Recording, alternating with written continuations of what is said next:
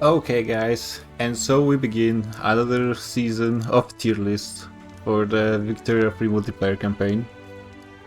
It looks like Hammerhound is already ahead of the pact with the null meta, preparing to move his nation up the tier list, no doubt, or someone down, who knows. But yeah, as you can see on the wheel of names, there's quite a few nations. Some of those are AIs, so they will probably go away quite quickly, but I'd like to look at some of those, especially since maybe people will be joining. There's a few that I think could be possibly playable.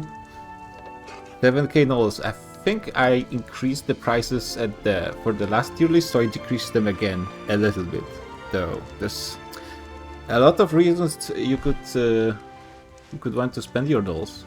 Move up the tier list, move down the tier list, nominate. Oh, because there's one new thing I decided to do. There's the classic free awards, Sick Man of Slasher Europe, we're keeping traditions here, Ultimate Underdog, Victoria Victory, and the new award is going to be Family Friendly Block, which is going to be awarded only to blocks.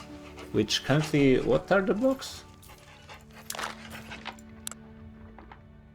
Well, there's 8 of them. The Grand Coalition of Spain has a very special sign that and yeah, you should be able to see it now. But there's a few to choose. It's going to get the flag of their leader because I can't be bothered to add those. But yeah, so that's going to be it, and I think we're just going to begin because if you want to make it before evening, yeah, we need to get going. So let's begin. Best viewers. What is the... Is T-Floor a bot? Because I know it looks like a bot, but sometimes those people are not.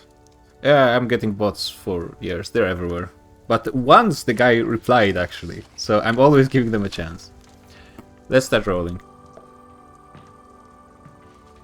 Actually, is it my time to become the biggest Victoria free streamer again? I need to check.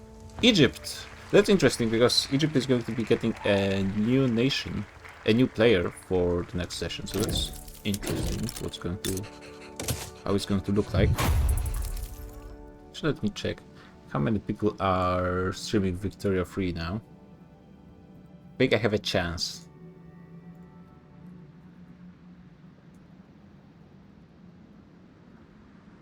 Okay. Damn, there's a guy with 70. Well, good try, good try. Anyways, let's look at Egypt. So they lost all of this to Ottomans just when they were AI the previous session. They still control the entire Arabia. They control Iraq for the most part. Crucial States is still British Protectorate, so nothing changed there. And they control Darfur, and I don't think anything else, right? They have some vassals here. Yeah, they don't have any colonies like in Ethiopia or somewhere. Doesn't look like it, so... Actually, Egypt might be a good nation to start with to get a baseline for how the nations look worldwide, because since they didn't do tier list, I have no clue, for example, what the tech standard is currently. And I think Egypt, since it was played by AI for a bit, it should be a bit... Actually, it might not even be that behind. It has an okay-ish literacy. Russia certainly has lower. But yeah, let's look from the top. So, people are happy at least, that's good. That's good to see. Actually, let me remove the wheel.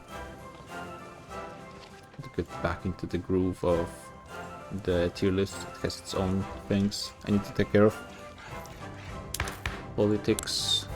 Agrarianism. I think they start with some decent laws. They are removing slave trade currently, and they have pretty good chance to advance it. Oh, they have movement for it. Interesting.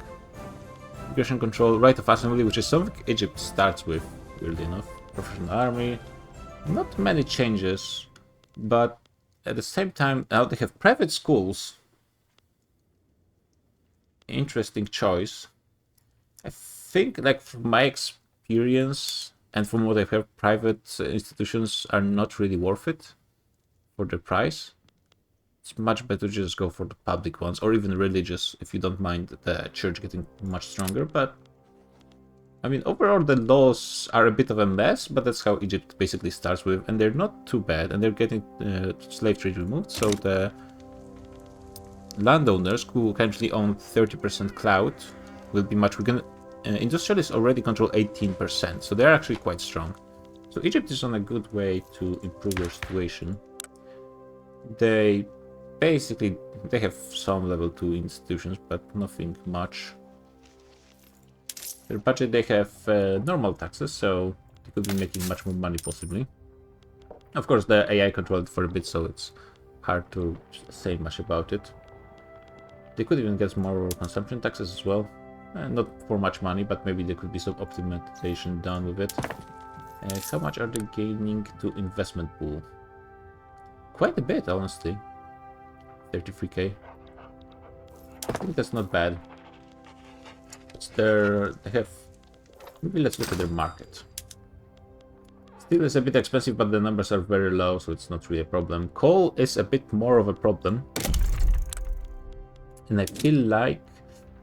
Yeah, as you can see, there's no coal in Egypt currently, including all of Arabia. They can only build stuff in China. So that's not ideal. They can build gold in... that's 12 out of... 12 plus 3 out of 14, okay. Stuff is happening. Iron, they do have a little bit of iron still. They have some lead, they have some sulfur. They could still build a bit more wood as well. Yeah, but lack of any coal. How much are they importing? And from whom? Ottoman and Spanish markets. Yeah, but coal, having no coal is rough, man. That's the problem of Egypt. They used to control one of those states over here. It has some coal, I think. Not this one, not this one. Is it just Adana? Yeah, it might be just Adana. So yeah, that the industry for Egypt is rough. At least they have some iron, so it's not the worst situation, but still kind of rough. Their military, 124 battalions, pretty decent for their size, I'd say. About the army of Spain, a little less than Ottomans. It's fine. I think they're currently not in the power block. I'm not sure what Egypt... Well, with new player, probably something is going to change. We'll see how the whole dynamic pans out in the next session. And their technology, the interesting part. They do have railways, they do have water to boiler, which, unfortunately, when you don't have coal, is a bit of a bummer. Industry is not looking too bad, I think, for an unrecognized nation. Military, they're getting rifling, which is pretty important for the mobilization option.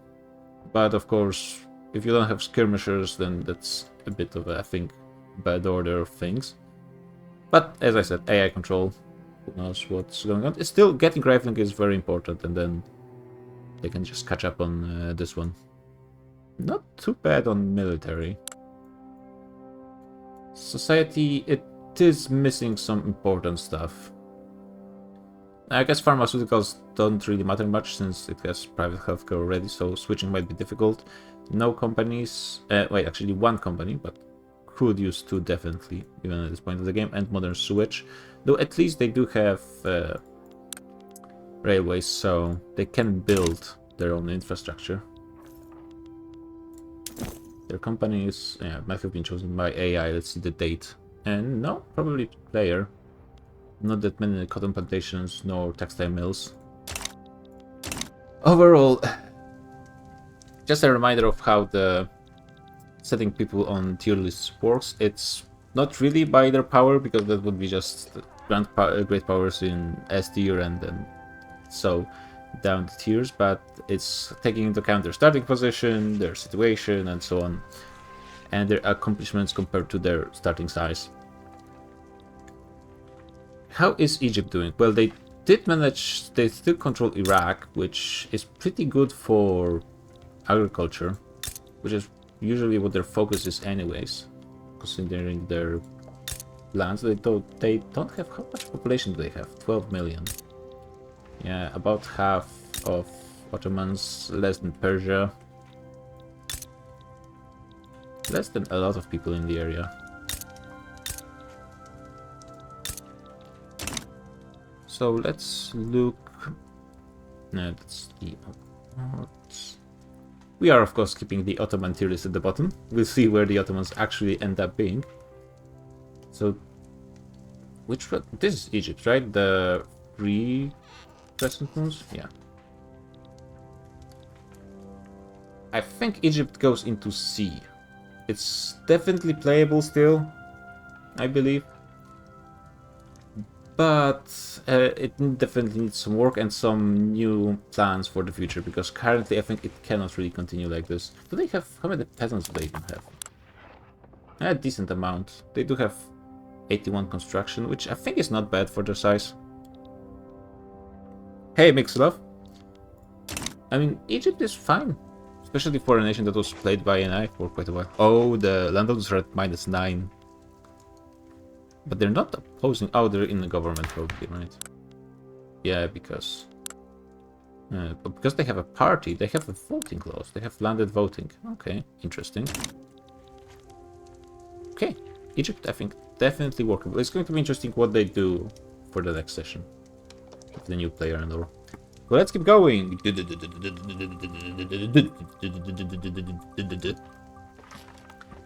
And it's South Africa, so we're starting with the first nation from the British Empire.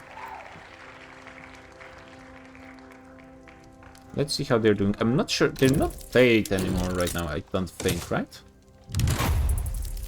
We're going to look at Brazil eventually, but it might take a bit of time, unfortunately. And they might suffer a decrease in autonomy. There are dominion still. Politics, proportional taxation, that's pretty nice. Interventionism, that's okay. Professional army, secret police. Everyone is taking legal guardianship at this point of the game because, I mean, honestly, plus 5% birth rate from the start of the game is probably ending up being a relatively high amount of pops for any nation, though their pop growth is pretty weak. And if you switch to better women laws in like 80s, you're probably going to enjoy the best workforce ratio, because workforce ratio changes very slowly. Though it is important to switch at some point.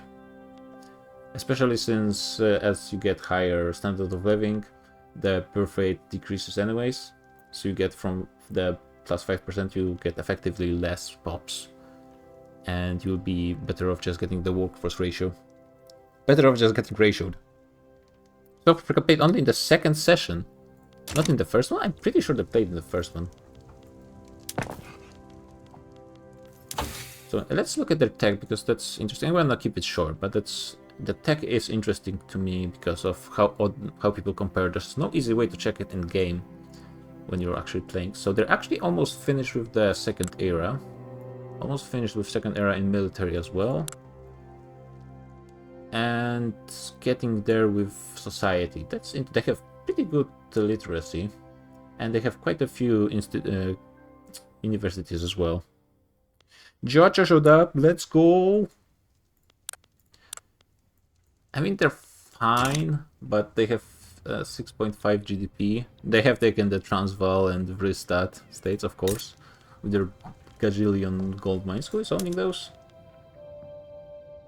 UK, I assume. UK. Holland. Sure.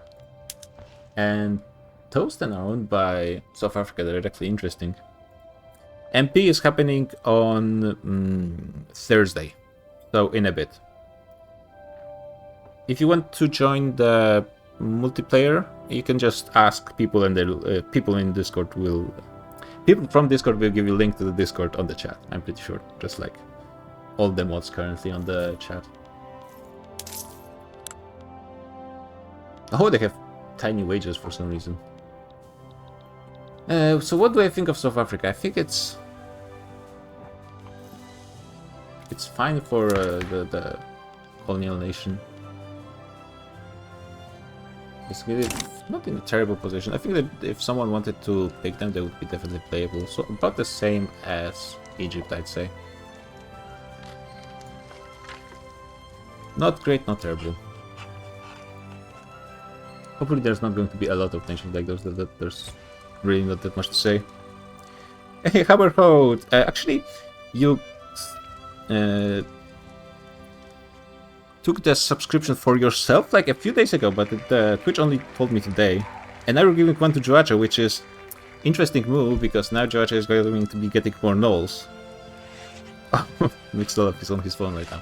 Yeah, that might be difficult to play Victoria Free on your phone, but who knows? Stellaris is already on consoles.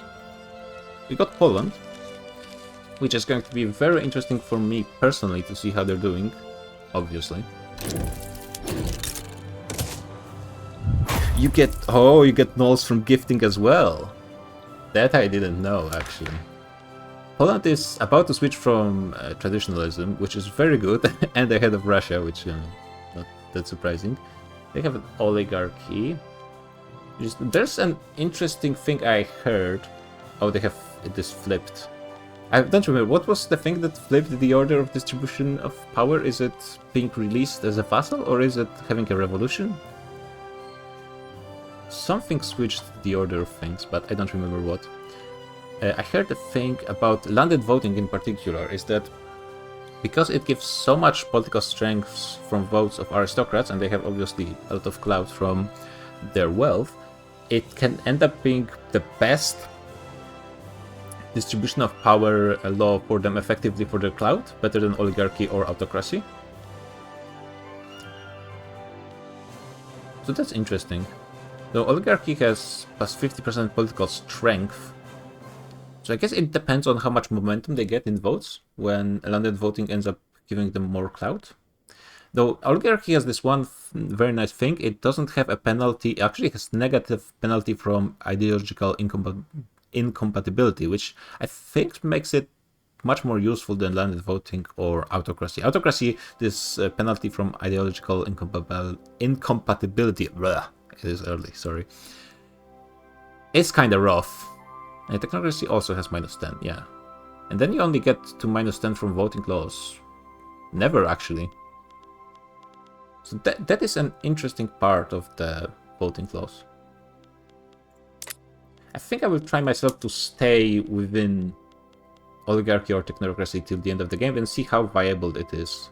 Because I think it can be potentially, because also when you don't get votes, and technocracy doesn't have any bonus to landowners as well, technocracy might be an interesting choice. We'll see where Poland goes. They have religious schools. They have very high law enforcement, which might have been useful. I decided to give them a port in Kaunas, so Poland had its marriage with sea, if you know what that means. Very tiny, which is actually pretty historical considering their previous seacoast in actual history. But they inherited a lot of radicals in Lithuania, so apparently it's for that. Though actually, I mean, long term they don't have that many radical problems, and probably won't have them, so I'm not sure if that's that worth it. But what they could possibly do later on is switch all of those law enforcement institutions into public healthcare. For the time being, it's definitely helpful for them. And of course, -20% radicals from standards of living decreases is always pretty nice. They have poor laws, no migration control, which is interesting. Propertied women. Okay, the one nation that has propertied women. We'll see how many of those will show up. Yeah, I'd really like them to have public health insurance. And they actually have... Yeah, of course the church is strong in Poland. Who would have thought? National supremacy, which is fine. I think the vast majority of their pops are Poles. Though with those new people and the Jews are oppressed, well, some things just never change in Poland. They have already homesteading, that's good. And it's looking pretty nice. How much... It's going to be interesting how much their investment pool increases. Yeah, you can see on traditionalism, investment pool is nothing, even compared to Egypt. But with agrarianism, it should be switching quite quickly. They are an insignificant power, unfortunately. Low government wages. They have a few troops, but not too many. Part of the Russian market, of course. You can take a look at that. Engine's a bit expensive, but that's just because there's low numbers, because I myself don't have... I think I have the tech for railways, but I'm just not really building too many of them. I have so much infrastructure in free states. Fertilizers still pretty expensive, but there's a lot of grain being produced. I think, yeah, top 3 producer. That's a lot of work to do. But the industrial goods are not too expensive. Coal and steel, pretty good. Wood is more than 0, which is a bit surprising for Russia. Probably should work on that a bit. Cloves. I'm always curious about what to do with high prices of cloves. Should we just focus on it a bit, or just let the private sector work with it? Oh, they have a movement to enact interventionism. And they actually, landowners are almost out of work at 26.3%. You guys probably can see this actually. Can I open... is there a interest group thing, or do I just have to open them individually? Yeah, landowners are almost out in Poland. It's the rural folk. And they do have land reform. Okay, that's interesting. What's cheap in the Russian market? Iron, oil, that's probably going to be a theme. And yeah, weapons, hardwood. I need to do the micro for hardwood, but I so hate the production methods that change things. Like, I need to produce less hardwood and more normal wood, but that's so annoying. Tools are at 0. Still importing though 2,000 units, that's what I thought. From Russia, from Germany, and a little bit from Austria as well. That is pretty significant. Though not too bad. Hey, Creeper. Power block, of course, Russia. Their tech, they're about to get railways. They're getting Bessemer process, which is not terribly important for them, I don't think. But they do have water to boiler, which is pretty good. What they're thinking, mechanized workshop. I guess for small nations, getting the bonus of economy of scale is pretty nice. Military, they have skirmishers, they have rifling. And for Poland, they do have decent literacy because of their church schools, I suppose. So they should be, yeah, they should be just building a few more universities. About to get a company, definitely something to take care of. Yeah, it's about Egypt level of tech, maybe slightly ahead, but that's what you get in Russian Empire, unfortunately.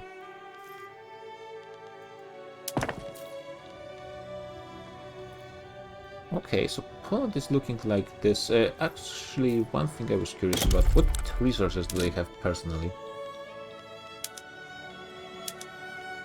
I mean, they have... somehow they have most of the stuff they could possibly want for themselves, and they cannot invest in Russia, which is a bit surprising when they're... so do they have to have an agreement for investment when they're a vassal?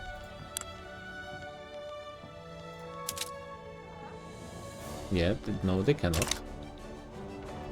How does that work? Oh, I should be probably looking at the GDP ownership a little bit more. Yes, it looks like Russia and Sweden can invest in Poland, but it doesn't work the other way for some reason. And probably for the best, the Poland doesn't have that much investments to do anyways. Better if they focus on themselves. And they do have quite a few peasants. Okay, now the question is, where do I put them? I think they go into B. Though since I haven't done really previous tier list, I might be changing those rankings later on. For the time being, they go into B. And we'll see how it goes. Some people are pinging me for some reason. Oh, it's Judge. That's fine.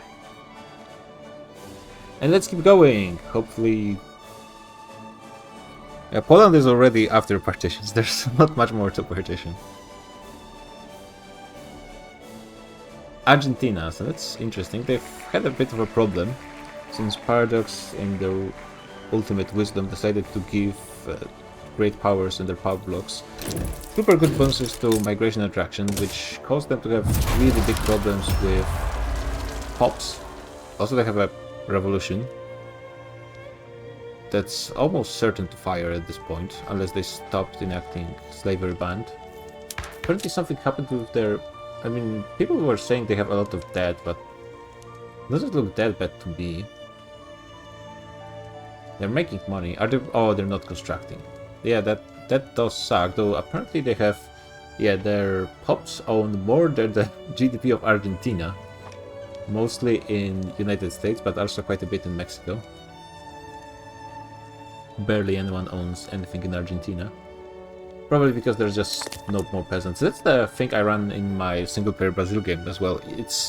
You have to play those nations more like you play Belgium than anything else, but you have a lot of states as well, which is a bit of a problem. Maybe later on, once you get quite a few of pops from Europe, which might not happen in multiplayer game because of things I've mentioned already.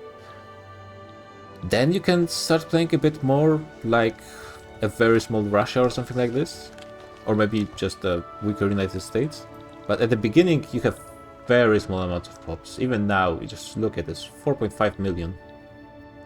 If we look at ledger and population, let's see what the kind of company they have. Wait, it's population of states. Okay, very, very helpful.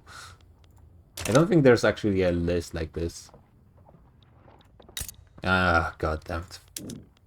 In a game about maps, there's not enough maps, would have thought. Brazil has double population, but still not very impressive. Mexico has almost 10 million. United States for 27 billion, still not great for the time. I mean, yes, Spain has more pops than all players in South America combined. I guess Latin America with Mexico. Anyone in the old world that has Dutch East Indies have more pops than anyone there. Netherlands have more pops than Argentina, yeah. Belgium certainly will have. Yeah, more than Brazil as well. They're getting a ton of pops apparently from Germany. Maybe not right now.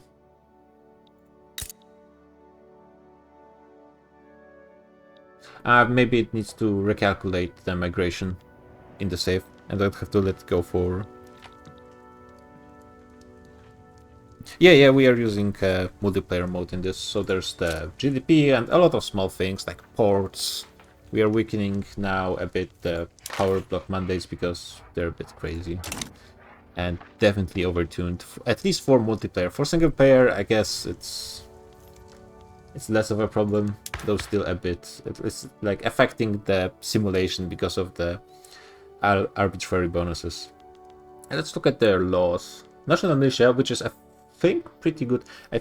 I'm wondering if I should play a bit more with national militia more myself. It seems like a pretty good law for people who don't want to invest into a military. And National Guard as well, which is additional conscription rate as well. So they could conscript over 100 battalions. Which is not bad. And they're not really paying for it, and they don't have to keep pops involved in the military. Actually, when you mobilize people, do they stop working in their factories, or do they effectively work two jobs? As in, fight in the army by the day and work in the factories by night. Because it doesn't feel like it affects the economy so much, it's just you pay more money for stuff. Does anyone know if they're working two jobs? Or is it just, if you don't have any pops, you're just not getting anyone mobilized? They have quite a few institutions unlocked, but their children take over the factory work. Okay, naturally. Now the children are working the two jobs. They're cleaning chimneys by the day and then working in the factories by night. To avoid bombardments, naturally. They don't have colonial growth. And they don't have healthcare, which would help them with their population problems. Not that much. They're already, even without public health insurance, they have 1.4 pop growth.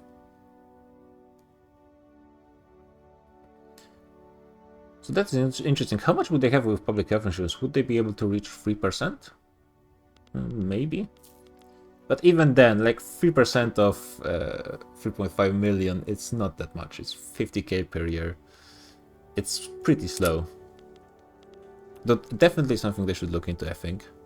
No legal guardianship, which is, I think, fine. That's another interesting question. As South American nation, do you prioritize switching faster into workforce ratio?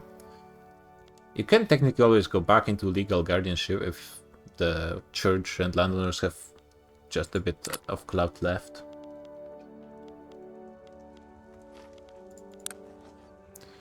Yeah, I mean, if they stopped the revolution, I think it would be fine for the most part, right? Yeah, I mean, those people would be not that pissed. I think Argentina is okay. Like, they need more pops, definitely, but they do own a lot of world's GDP somehow. Do they have... They have interventionism. And somehow the investment pool is quite big. It's bigger than Egypt. I think it's probably bigger than a lot of nations. How much UK has? They probably have much more, but just to make sure. Just to have an idea. Yeah, 10 times more. But they do have more than 10 times bigger economy, so that's something. United States have...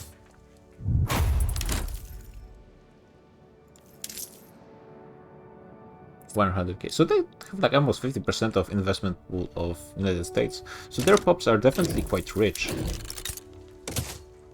Yeah. They own a ton of stuff in the US. I think how much?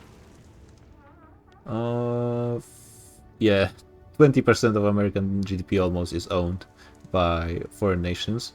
7% of it Argentina. Ecuador and Mexico also own quite a lot, and 2% Ottoman Empire. Okay, that's interesting.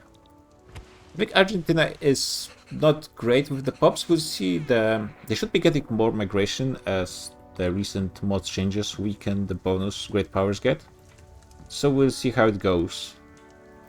But if they don't get much more pops, they will be kind of destined into not that much going on. So I wonder how rich their pops can get. I think they go into C. Just purely assuming the current state of immigration continues.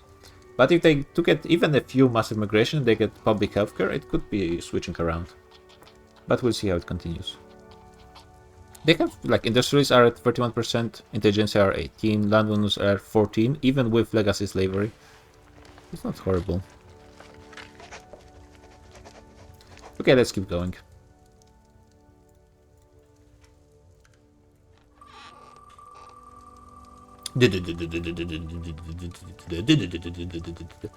And back to the Russian Empire with Finland. So let's take a look-see at them.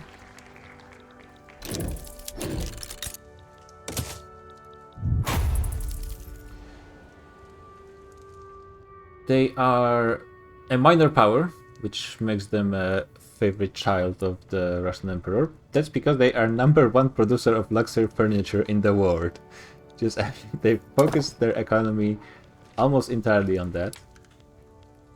And I mean, it's working out for them. It gives them a ton of prestige. Being a minor power does give you some other bonuses as well. Right, what's the particular? I guess nothing really relevant to them, but insignificant powers get less interest. Yeah, more interest. So being a minor power is quite nice. Do you have... Oh, I wasn't looking much at construction, though I guess for most of the nations before it wasn't really relevant.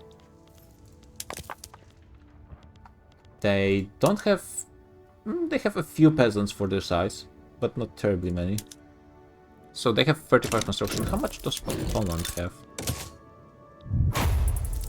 25, so Poland has less. Though probably they could afford to have more, I assume. Yeah, easily.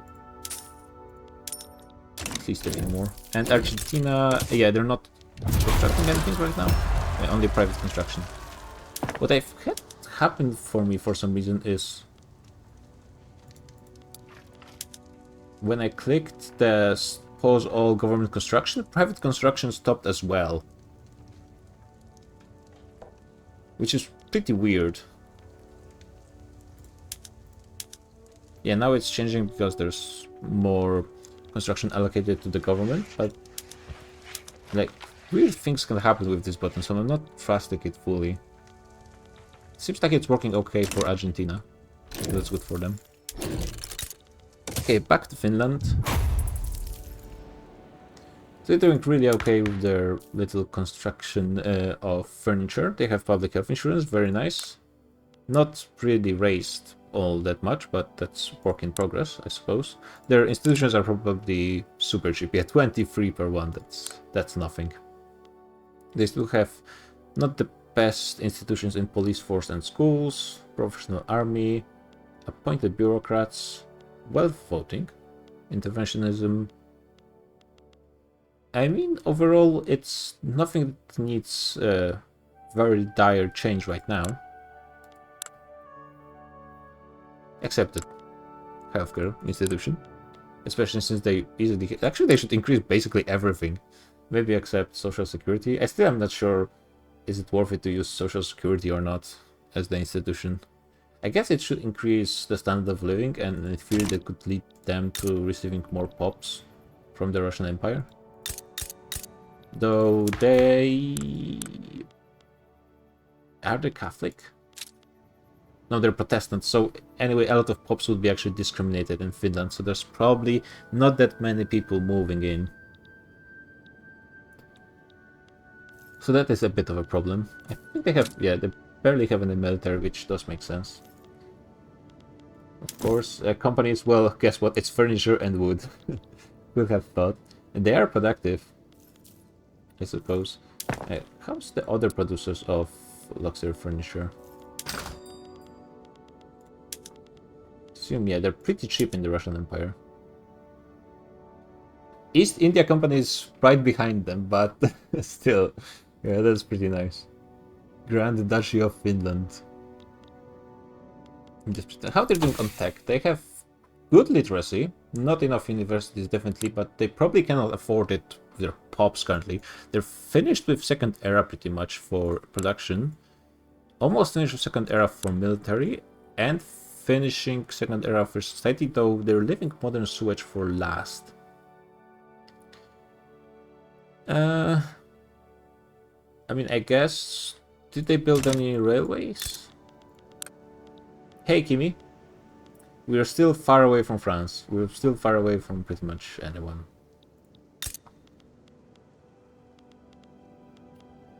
Yeah, they did build some railways. So maybe they'll be able to shave off a building or two with the sewage system. Hopefully it's not going to be 7 hours, guys. God damn it. Please God, no. In Finland, for its size, just based on the fact that it's minor power, I think it's doing really good for itself. It is going to receive... then my plan is, once it stops being a personal union, which is actually about to happen, they're going to get those two provinces, which is not going to... Oh, those people are starving. That's because I didn't core them, because I was planning to give them away to Finland anyways, but I ended up... Not, it wasn't on purpose, but I ended up draining them of population. Though they do have some resources Finland might be able to use, though there's just not enough pops in them. I wonder how if those states will ever become useful. And Kola starts with just tiny population anyways, so... And East Korea, I might have to give it away quickly just to save those people. Those are, yeah, Finnish homeland, so they would be incorporated really fast, and they would just need this public healthcare to keep those people alive.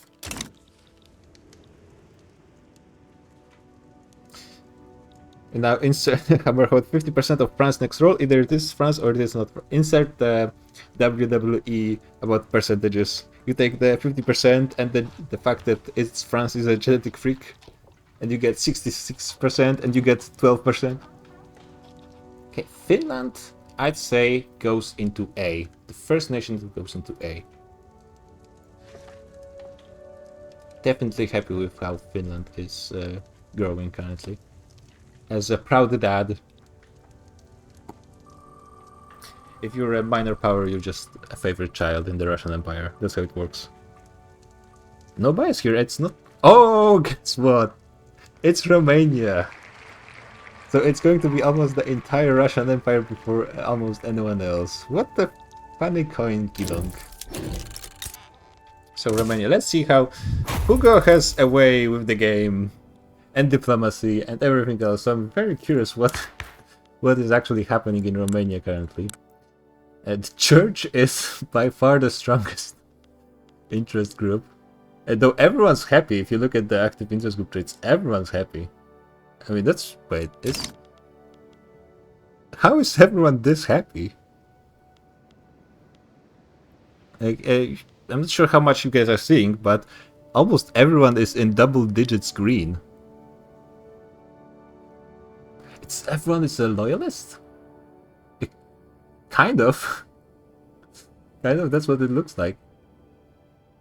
Okay, that's interesting. I mean, Romania is doing something good, really. Okay, they're getting the health system. That's good. They have National Guard and National Militia, which is, yeah, I remember they're talking about 1 million battalions to mobilize. They're going to be pumping oil by the day and working the night shift in the army. But still, I mean, 100 battalions at this point of the game, mobilization, they probably cannot afford it. But at least since they're part of the Russian market, there's been a bit of a kerfuffle. So Romania wanted their own market, so I gave it to them. But it turns out if you're a vassal, you cannot have a trade agreement with your overlord, which means you have to pay for the bureaucracy. Which is, shouldn't you have at least the agreement by default, or maybe choose it as an option? Seems like a pretty silly oversight. But it's back in the Russian market, so at least they should have most of the weapons they would need for their army. The ammunition is still a bit of a work in progress. They have Flight of Assembly, they have Legacy Slavery. Did they start with it? I mean, with Hugo, I wouldn't be surprised if he passed it on purpose, but I don't think so. I actually don't think he did. Interventionism, pretty nice. Tenant farmers is okay. Per capita taxation. Yeah, this is always the question. Do you switch to per capita or do you wait for proportional? So yeah, we are reaching the point where land-based taxation, it's actually like, for me as Russia, who obviously still has it, it is becoming a real problem. So at some point you just have to cut your losses and choose one or the other. Yeah, there's definitely a lot of work to be done. But it's the problem that the landowners and the church are still quite powerful in Romania. Industrialists are not that strong. They're not a major power, so it's a big loss in my eyes. The problem of having a militia is you don't get much prestige from army projection. Yeah, they're not a leader in production of anything. They could, in theory, have a fleet just to boost their prestige, but I guess it is quite expensive for them. This GDP graph is looking interesting. They got Bessarabia for joining becoming the protectorate of Russian Empire, so that's helping them a little bit. And let's look at the technology. They have decent literacy, production, doing okay on the second era. Halfway done with military, but they don't have skirmishers, which is pretty important. And society, they don't have modern sewage. They do have 2 companies. Yeah, the skirmishers at this point of the game are a bit of a problem, but I guess when you have a daddy to take care of you, that's fine. Their companies are railway, which is always a good choice, and coal with sulfur, and pretty respectable choices for companies. Oh yeah, everything is in Wallachia, because Wallachia is like the best state in the game. So there's a lot to be produced. And they do get a bit of iron. It's weird that the vassals don't get investment rights in the Overlord. Yeah, they used to have a investment agreement with Ottomans. And I think that's just... And they're giving away investment rights to France. Can they? Oh, maybe because they're just a protectorate? No. Oh. So they can only do one ways. You cannot do 2 ways when you're okay.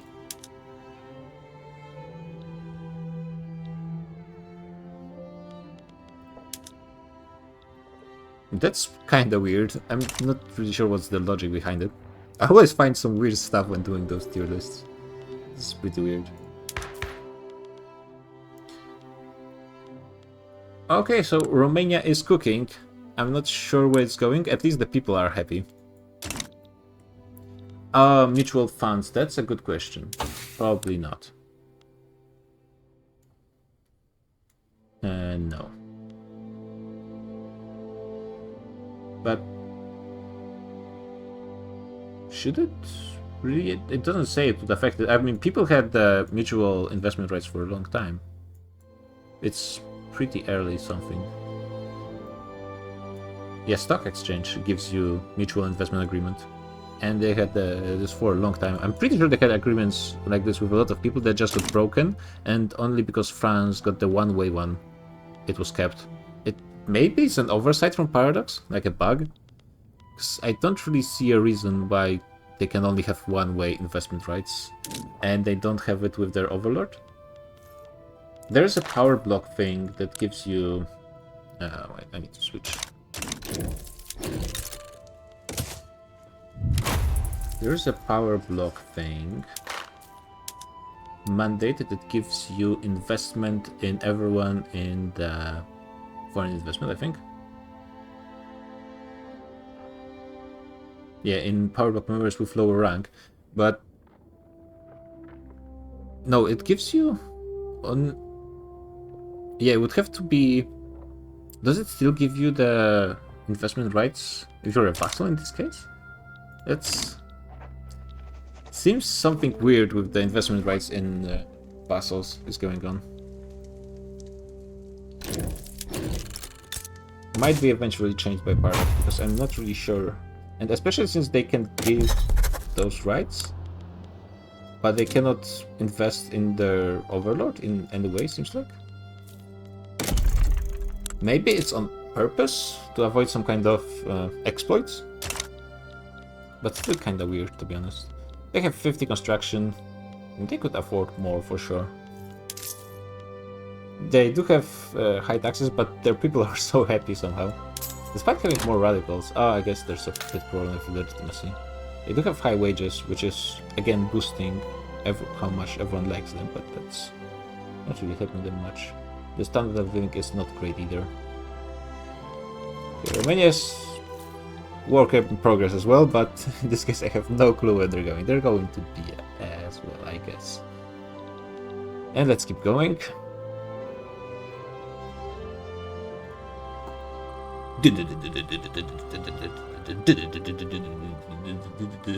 Oh, we're getting a blue one. Either way, East India Company. Now that's going to be interesting.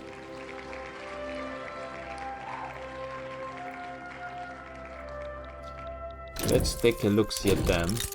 Their population has increased quite a bit from the start of the game simply by conquest of everything. They had like 110 at the start of the game? 120, if I recall. Let's see how much there's in Punjab. At least 20 million. They got like 25 million, I guess. So more like 140. To be honest, that's not as significant as I thought. I thought they got a bit more. Maybe they also got a bit more from annexing various vassals here and there. Oh, and Nepal also has a fair amount of pops. Let's see, landowners are, wow, they're quite strong. That's rare you see an interest group with more than 50% interest. And what was they have? The colonial government thingy, which is added in the mod. They strongly does land-based taxation. Oof, it's rough. Industry banned. Which industry banned is apparently not that bad. They like protectionism. So let's see. You get less tech, but you get dividends efficiency. I mean, it's not much worse than agrarianism, just from the quick look. Romania will be once they're finished with their thing. I don't know what their thing is, but it's definitely going to be something once they're finished. I mean, it's definitely not something you want to stay in the entire game, but it doesn't seem to me like it's significantly worse than agrarianism. No, yeah, eventually switching out of it is going to be difficult, though how fast they need to do this, I guess it depends on their tech for the most part. I mean, they have railways, which is important. They don't have water to boiler. which is nice, but I suppose not important that much when you're in the British market and you can get a lot of people to support you with resources. They have skirmishers, they have rifling, they have 2 companies, they have modern sewage. Yeah, they overbuilt universities, so they're getting a bit more technology spread. Yeah, they're doing okay on tech, to be honest. So the industry band is not hurting them that much and definitely helping them when they don't have traditionalism. Do they, in vanilla, do they start with traditionalism or industry band? I'm actually not sure. They have professional army, dedicated police force. They're getting schools, private schools. I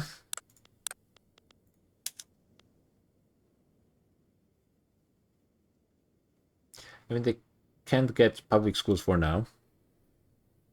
Oh, okay. Oh, so without the new added ideology to the landowners, they would be able to switch to agrarianism. So that being said, is that I guess if you can, you probably should do it if you're playing in single player, just for the technology.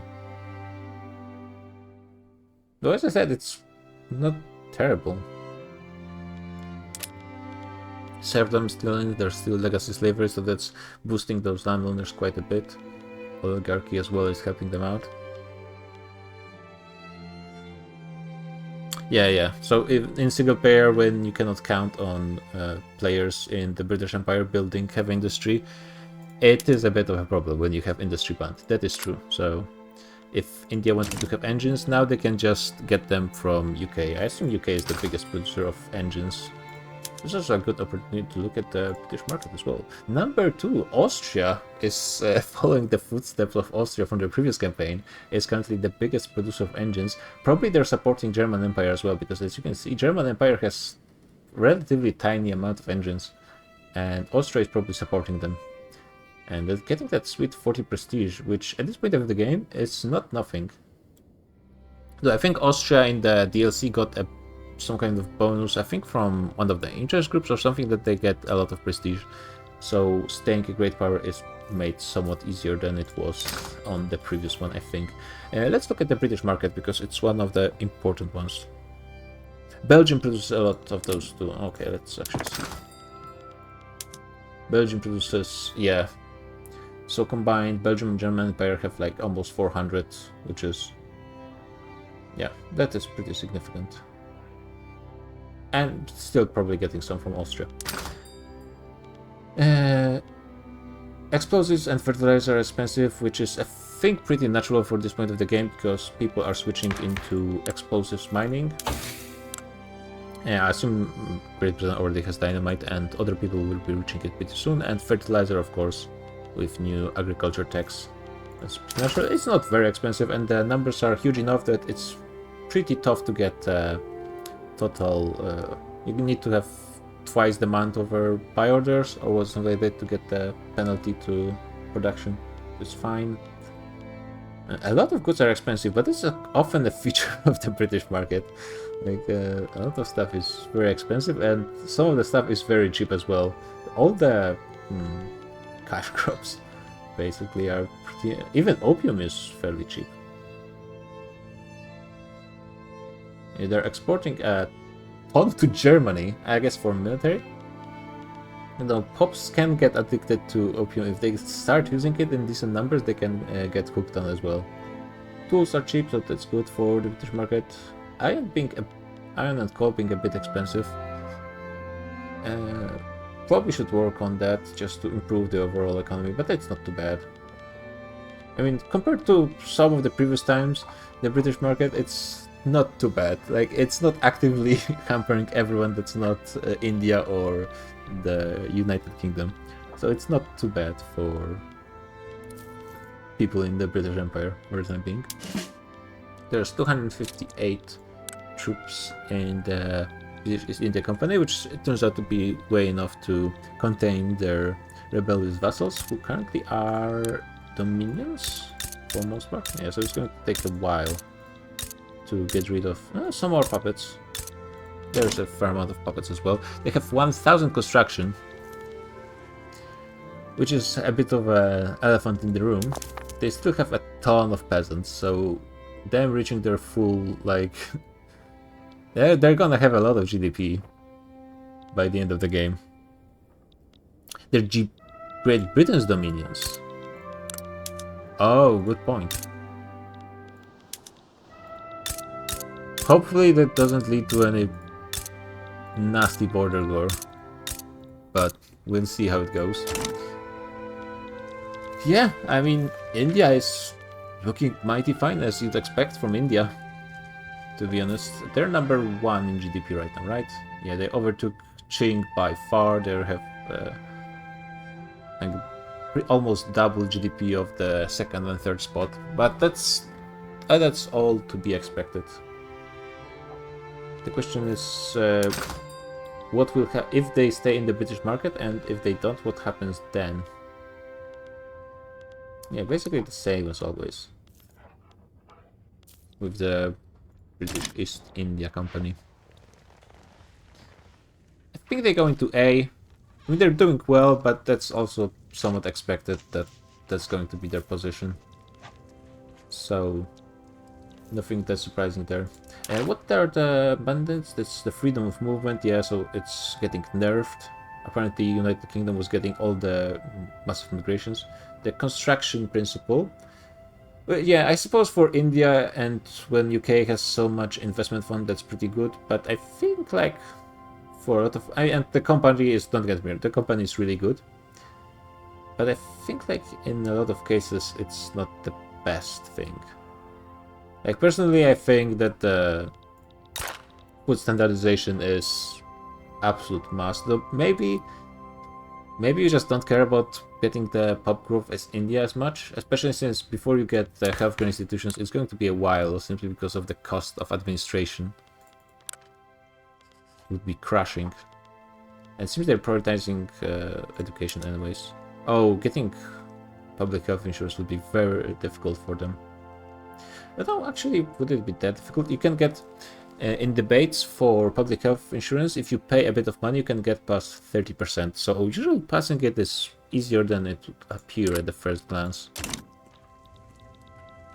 And yet their population growth is tiny.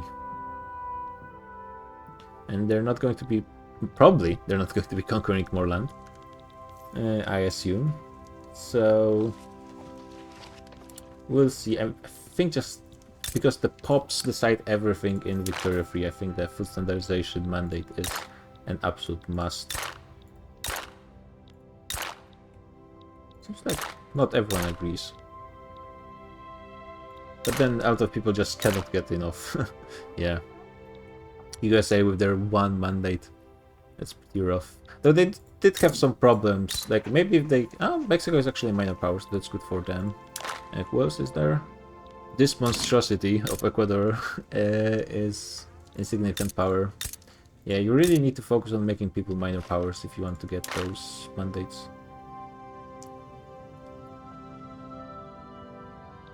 Yeah, if they got like 3 or 4 nations, it would be pretty fast. Okay, so that's India done. Let's go!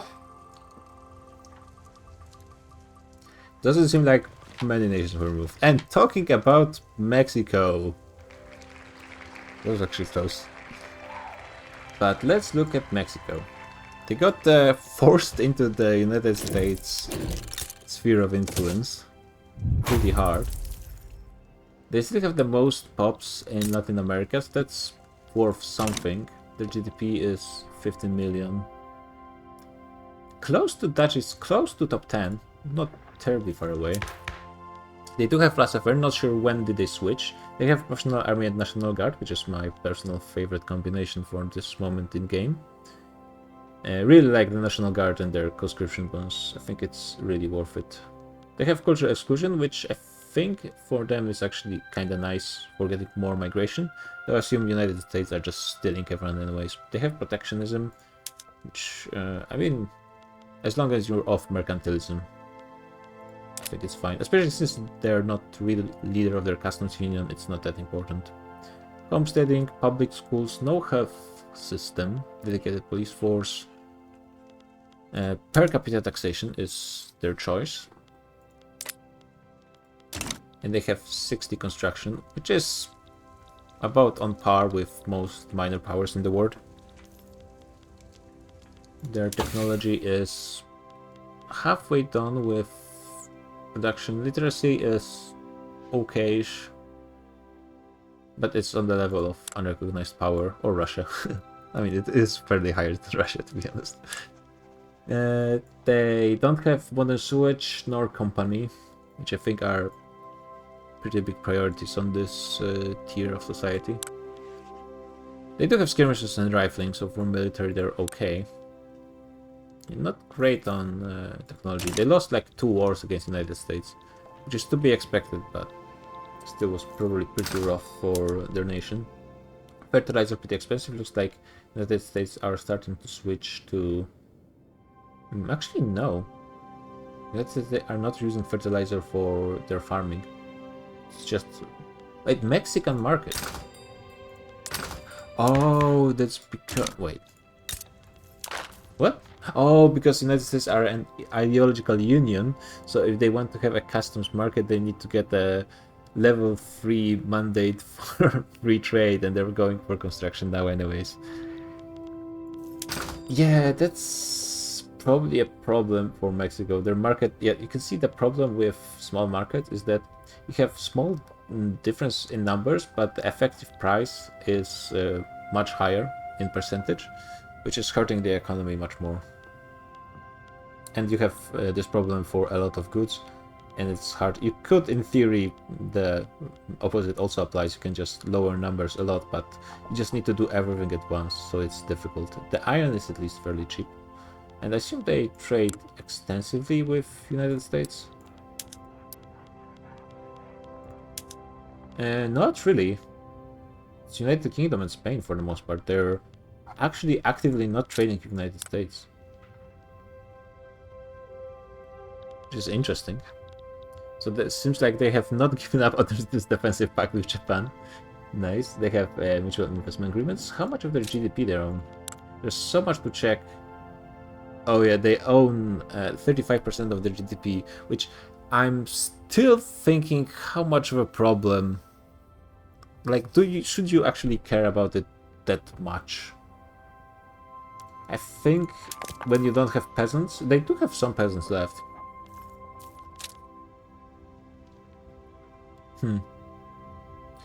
Yeah, I'm not sure what to take. Like, is this a disaster for Mexico right now, or is it just okay?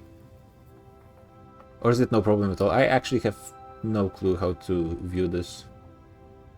They're probably not making much money. Though they do have laissez-faire. 15,000. Yeah, that's less than half of what Argentina makes. So definitely the investment pool is much lower, but on the other hand, it's like they're not going to be needing construction for much more. Yeah, and if people are investing in them already anyways, I guess this will lead to industrialists being weaker effectively, because there's just less of them. This could lead to some like communist nations that don't own anything, and then they have powerful trade unions because there's no capitalists. We'll see. And I mean, capitalists do pay taxes as well, so that is money revenue being lost. They're going for gold because they are the minting bonus is quite nice. And they're not doing that much construction anyways. Yeah, Mexico is not great. Does it go into C or D? That is the question though. And I don't think there's anything inherently that cannot be fixed currently. They are a minor power still. They're expanding a little bit into Central America. Central American? Oh, they're Europeans, okay. I think they still qualify into C. Eventually, like, if the tier list ends up being top heavy, I will move some people down, but for the time being, there's still a lot of nations to be picked. The Ottoman tier is free to be empty. That's a fully acceptable possibility.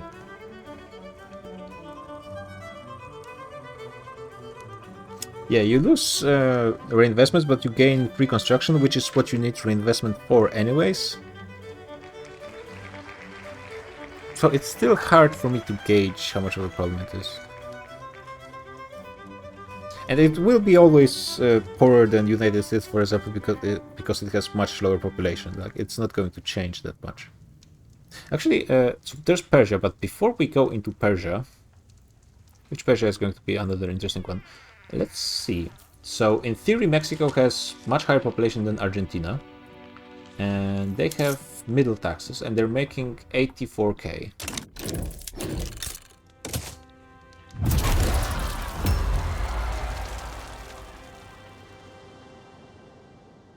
What taxes do they have? Middle taxes. And yeah, they have a third population there, they have almost the same income. And they have the same per capita taxation. So, there's also consumption. This 13k.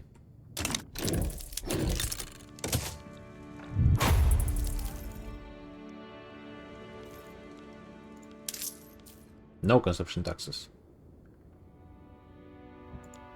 Oh, they have no authority. Oh, they're doing all the road maintenance in various states. So effectively, it's like 84 till 60 in revenue. And Argentina owns a lot of GDP in other nations. And a lot of their own as well.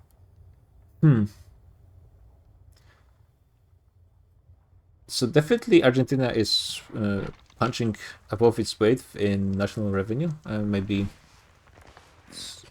it would be more visible in proportional taxation. Yeah, so Mexico would lose 4.5k. This is interesting. I'm just looking between Argentina and Mexico because they're good nations to compare in this particular thing. How important are foreign investments and in general controlling your own GDP? They would earn 11k more. Yeah, so it's definitely visible that there's a huge difference in, like, effectively what do you lose when you lose GDP? So you lose a fair amount of taxes, you lose capitalists, which means there will be a change in the structure of your interest groups. Now this one you might not be entirely against. You can see industrialists are way powerful in Argentina, 31.6. So it looks like there's definitely losses, but it is pretty significant difference, and so Mexico owns effectively 50% of its GDP, and Argentina owns over 200.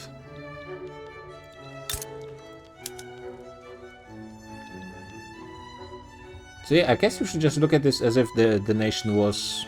this graph is nice, but it's getting into the way a little bit. You should just look at the nation for their power in taxes as if their GDP was... and they still effectively have higher taxes than Argentina. The POPs are still a very important part of this equation for taxes. And that's interesting. We'll see how it's still two pretty small nations. I'm interested. It's going to be interesting if we get something similar. I mean, Great Britain is always going to be a pretty bad candidate for comparisons because it's just so huge. Maybe United States and Russia will end up having less of their own GDP ownership, and it will be possible to compare them to something like Austria that seems to be keeping all of it for themselves, though they're not really investing in other nations. We shall see. It's definitely interesting, I think. I think it's part of the DLC that's actually working out more interesting than the mandates, which turned out to be... I was not that against them, but in practice, with how fast people get them and how sudden those increases are, it's just... they're just very strong. Like Germany... I wonder who's going to be ahead of in technology, Germany or Great Britain. Yeah, principles are not great. It's Persia time, actually. Persia is definitely bigger than in the previous campaign. They have decent population for a change. Like, they have almost the same population as Spain. So it's much better than it used to be. And if they annexed all of those tiny things... is the Empire their tributary? Yeah. So they're annexing all of this. They might be reaching 20 million already. Their GDP is not too bad. It's on the level of Mexico, which for an unrecognized nation is pretty okay. Oh, Chindral is part of Kashmir, so it's 100k, so it's the least relevant part of this. Let's look at their laws. They start with personal army, which is pretty nice for them. They still have probably very strong church. Not that much, but church and landowners combined are almost 50% clout, which is a bit of a problem. Religious schools, do they invest in their institutions? Not that much. It is helping a little bit, but it's not significant. What are they using their authority for? A fair amount of edicts, mostly road maintenance, promote national values. I think promote national values, is it that useful? So you get 100% assimilation to people who are already accepted, which is meaningless. Conversion can be useful, I suppose, and they are Sunni places. So it will help a little bit with that. But I'm not sure how worth it. They have 100 construction, which is not too bad. They have Eastern Frontier. Oh, this is the DLC stuff. Oh, they clicked this one. And did I say yes or no? I did say yes, okay. Or maybe it was during the second session, it was Finland, because I remember saying yes.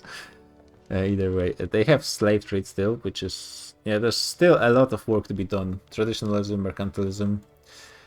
The problem with Persia is there doesn't seem to be a light at the end of the tunnel for a lot of those. Industrialists are getting into 9s.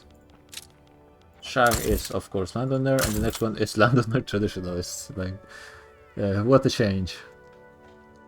At least, yeah, the next one is not going to have expensive taste, which 5% tax waste is actually a problem for some nations. But I guess it's okay for them for the time being. They have max taxes, but they're doing okay on radicals and loyalists. Not too big of a deal. Yeah, they're investing heavily into construction, which is of course respectable. Their market, yeah, small market issues. The grain is quite expensive. Coal, iron. Yeah, a lot of work to be done on everything. Though at least Persia is in the great position and they have everything they could possibly need. The amount of resources that there are available in Persia is very significant. Anti-Russian League is very unhappy. Yeah, I guess. Though I guess at this point, yeah, the 10% intelligentsia can lead to some ugly revolts, so you got to be careful about that. They will be getting a lot more loyalists with supporting poor laws. So maybe they will be able to push if landowners get happy enough. I think they can get legacy slavery pretty much for free. Yeah. I wonder how many hops are they importing with slavery.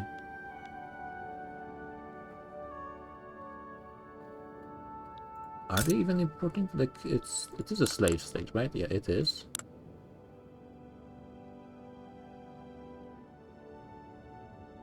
I remember you could check it somewhere, but I'm not sure if... Yeah, I'm not seeing it anywhere here. Let's look at technology, which is always the important part. Got railways, getting water to boilers pretty soon from spread, which is very nice. Got everything most important from the second tier. Don't have skirmishers, so hopefully they don't get into a fight with anyone anytime soon, because that would be quite nasty. Oh, and society is barely touched tier 2. That's the big one. They're about to get modern sewage, which is going to be nice, but not that important when they already have railways. No companies, getting central banking, which more money and less interest always nice, but it's Yeah, companies would be probably most important. And they have a lot of construction to be done. Where do I put Persia? I think they're on the higher level of B, but they still go into B.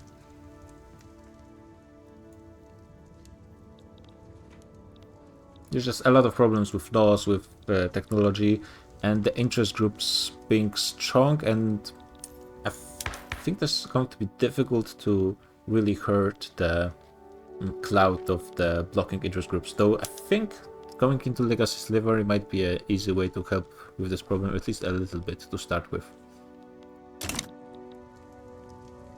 But we'll see what they do. At least they are pretty free to grow in the... They have good population, which is... In Victoria Free, population is everything, pretty much. Let's roll!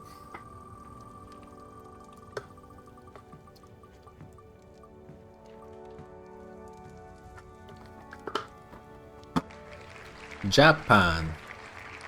Let's look at the nation I have very little idea about how to play, which is always a very interesting proposition. I definitely know nothing about the Wild West strategy, but, well, they seem to have quite a bit of that.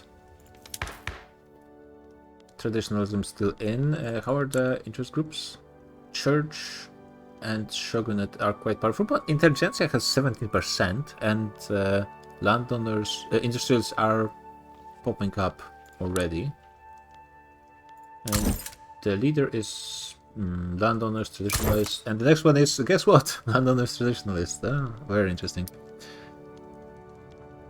Doesn't seem like they have anything interesting in their interest groups. Sorry that you cannot really see that, unfortunately. So they have free trade, well, obviously, that's pretty much a given when it comes to Germany. They have peasant levies, but National Guard, freedom of conscience, which I think they have like 2 religions, right? Buddhism is much more dominant. National supremacy, which is not a big deal. Closed borders, doesn't really matter probably at this point. Yeah, they have public schools and they have pretty good literacy. And I mean, solving issues with more tech is a valid way of doing stuff. A lot of work to be done with laws. Not that many institutions. I guess they do have a fairly significant population, so even getting the education to number 3 would be quite expensive, and they seem to be having some money problems, which I'm not sure where they're coming from. We're promoting social mobility in Kanto. They have 70 construction, that's not much. I assume there's barely anything in the investment pool. 16k, I mean, it's not nothing, but for traditionalism, it's pretty okay, I think.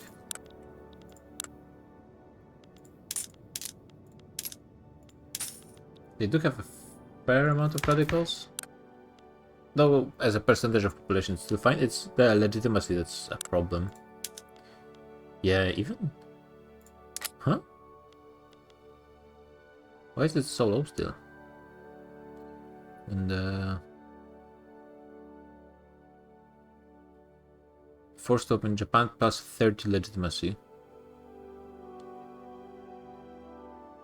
And they have pretty low head of why is it a head of state in government not giving a bonus? Oh, because okay, what? The forced open Japan gives plus 30 but minus 50.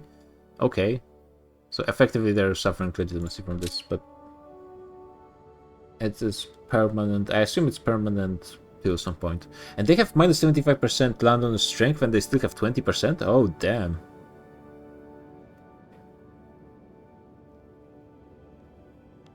The landowners would have a ton of clout otherwise. Honorable restoration. I have no clue how those journals work, and they have so much stuff.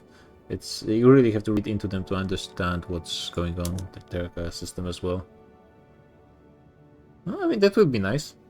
Education access and technology research speed, so definitely would want to build up universities for this bonus. Only for 9 years, so better use that.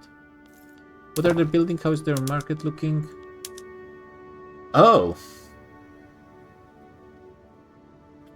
You don't want to return the shogunate interest group in power, even for the sake of legitimacy. Their removal from power is key in ensuring the restoration. Oh, okay, so yeah, it's about the journal. Yeah, as I said, I have no clue how this journal works, so it's understandable. And they will do this thingy once they finish this one. And what they need to get it ticking?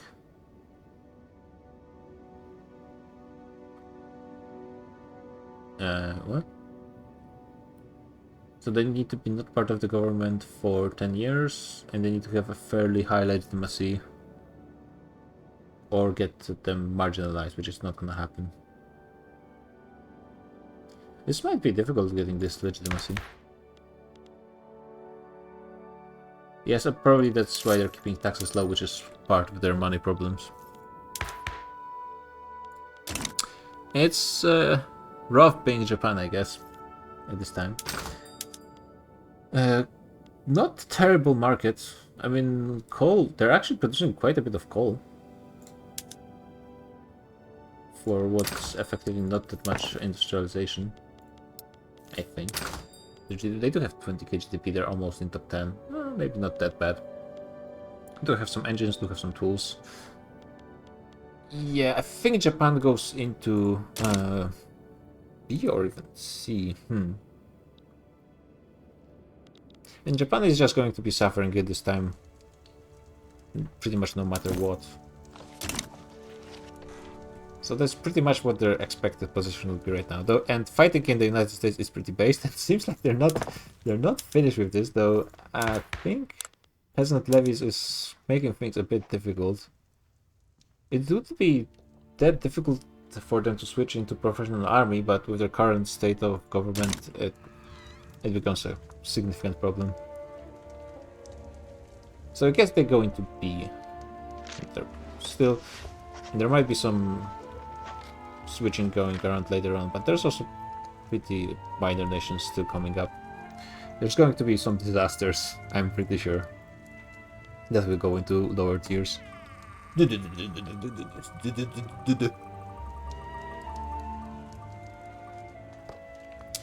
And you got China, so we're not moving far away. Let's see how the Chinese are doing.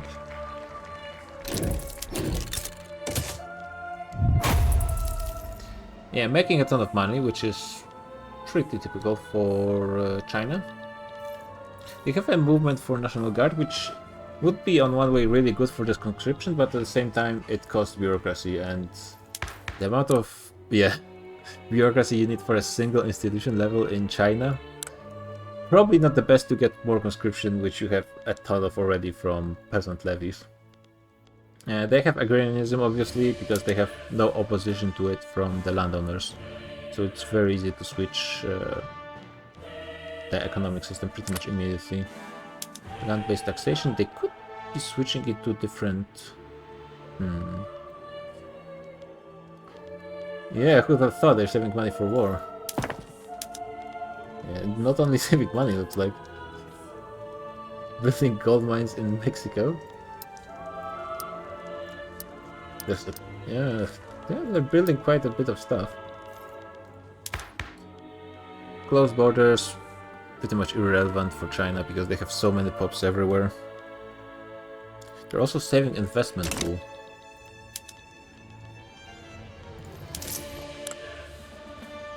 How do you save investment pool? Germany is building gold in Qing. Yeah, that sometimes happens like that. How do they save? How do you save investment pool? By not having enough construction. Oh yeah. They're about to max out their gold reserves. Yeah, there is a pretty annoying thing with China. If you go into debt, even the tiniest amount, you lose a point for the fragile unity. And unfortunately with these journals, I really don't like how those journals are designed in Victoria Fleet. It's the same thing with Brazil has a similar one, and probably some other nations as well. Is you have many more ways to retreat and just a few ways to advance, so it's pretty easy to get yourself into positions, and some of those retreats have to happen. So, like, failing to stop appearance of Heavenly Kingdom is pretty much bound to happen, I think, under most circumstances. And I think, yeah, you need to stamp out monarchism, so you need to lose monarchy to get this removed, but you lose a point for abolishing monarchy. So you can be put in the position where you cannot either stop or move forward with the journals. So yeah, I don't like those. It's pretty silly. Oh, it's watching over Russia. It's interesting the sidebar is kept from multiplayer how what other people are doing. So you can see what they were looking at. I'm not sure, like I always play with the interest groups view open. I'm not sure how other people do it because it's like one of the most important information you need to keep an eye on for all events and so on. This always weirds me out. How is the Chinese market doing? Clothes, very expensive groceries that comes with population. But industrial goods are doing fairly okay. Even ammunition. Interestingly enough, they cannot be producing their own ammunition, but apparently they can import enough from... What? Oh, other people are building ammunition plants in China, and that's how they're getting enough. Oh, okay. Well, that's pretty smart. Yeah, I mean, the market is looking pretty nice. Paper is really cheap, so that might be really good for when the administration begins to expand finally. Yeah, and you don't want to be building to fulfill tax everywhere, but you don't want to have negative bureaucracy as well, right? I mean, they're losing how much money? It's 22%. That seems like pretty significant to me, and it would be worth it to remove it, but what are they spending? Yeah, almost all of their bureaucracy is just on population, so basically they just need to build more, I think. They're getting more construction, which for the amount of population they have makes a ton of sense. They have railways, water to boilers, they're getting intensive agriculture, which is pretty nice. And they're not overbuilding universities just yet. Yeah, they have skirmishers, which is obviously very important for military. Oh, but on society they're not doing that much. They have central archives, which of course is very nice for bureaucracy. But they don't have modern sewage. How they're doing on infrastructure? I remember in my China game I had a ton of problems with infrastructure very quickly. Actually, maybe that's just something they can build everywhere. And let's look at by peasants. Not too bad just yet.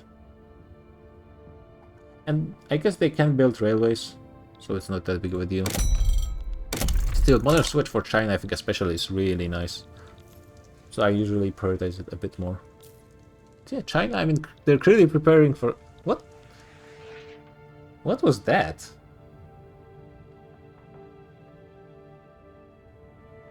This is pretty strange. Like huge dips is something that happens there, but this huge rise by 40 million and then dip down back to what they had before? I think someone mentioned something about that, but I don't remember. China is certainly preparing for something. Who knows what, but maybe we shall find out in the next session. Where do I put them though? That is a good question.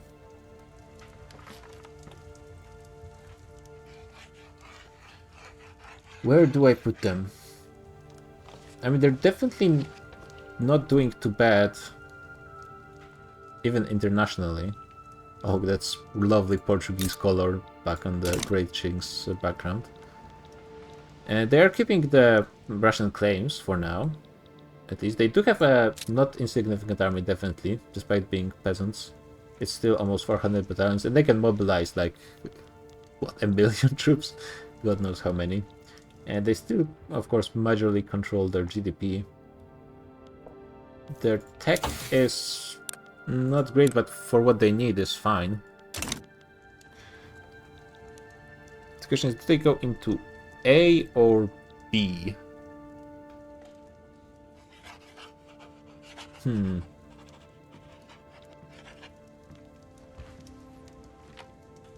I think B? At the same time, it's not like they're doing anything. Like the wars they've fought in Indochina. They've lost all of them. Well, they did manage to keep Siam, and for the time being, the diplomatic situation allowed prevented the war. Hey, there's another bot. Can I ban them on my phone? I can. Oh, this account was created almost 10 years ago, so that's a long time bot.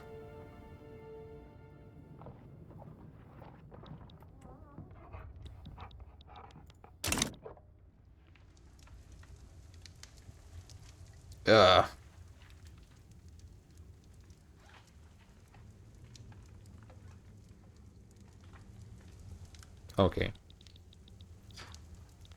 I think China goes into B. I think the next session might be pretty important to see how they go. Even regardless of any diplomatic situation, like what happens with their economy overall. Like for the time being, they're building up for a war. And do they have...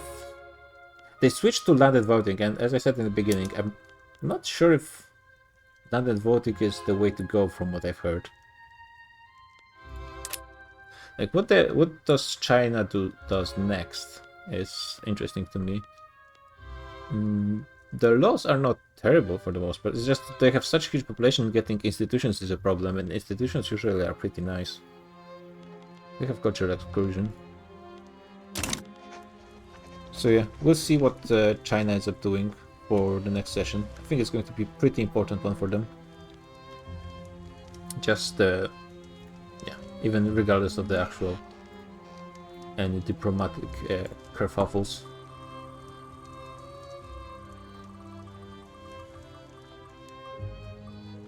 And Sweden. Okay, Sweden is the Argentina of Europe, basically. Let's take a look.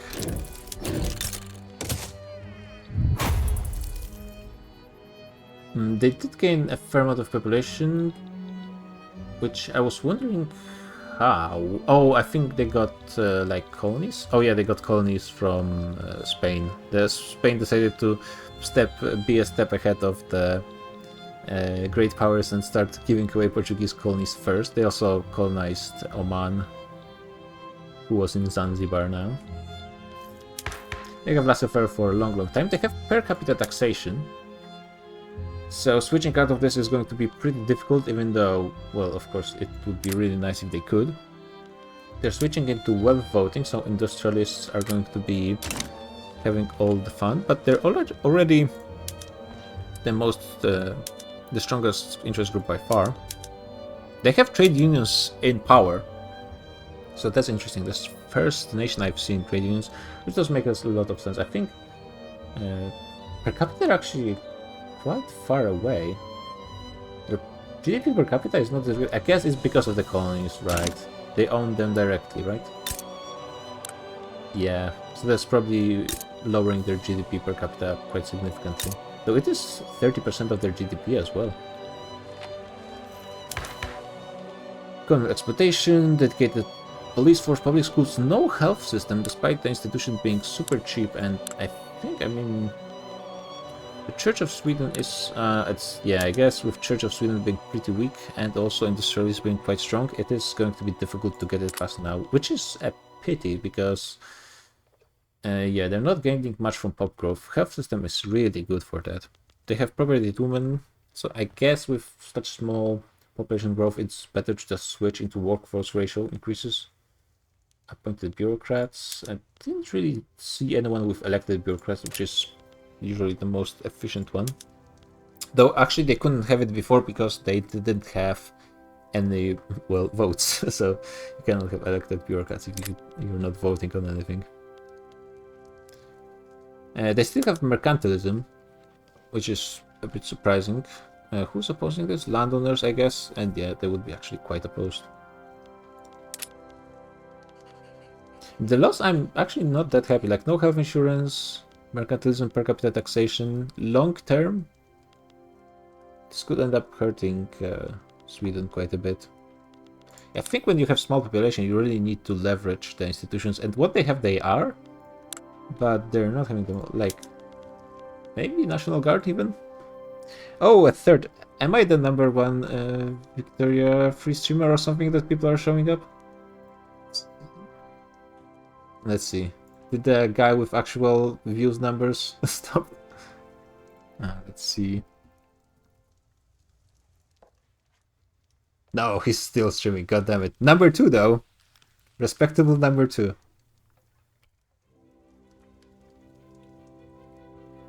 This bot created 2016. Okay. I mean, I guess botting on Twitch at this point is a career with traditions. Now, of course, the great thing about Sweden is they have. I mean, they own 66% of the GDP overseas, but they don't own their own entire GDP. Yeah, Russia, Netherlands own 20%, and they own 9%. They own, of course, more in Russia than I own in them.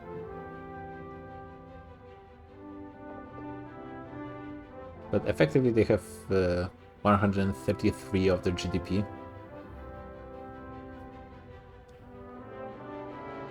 Do they have any more peasants left? That's an important metric. They do have quite a few peasants, actually. And I mean, though I guess a lot of those peasants would be in here. Yep. So they only just got them before the capitalists didn't have anything to build up. And they are not annexing... Yeah, Norway is still a personal union. And Denmark is just going to take a long time before the autonomy decreases enough. Can't they just form Scandinavia?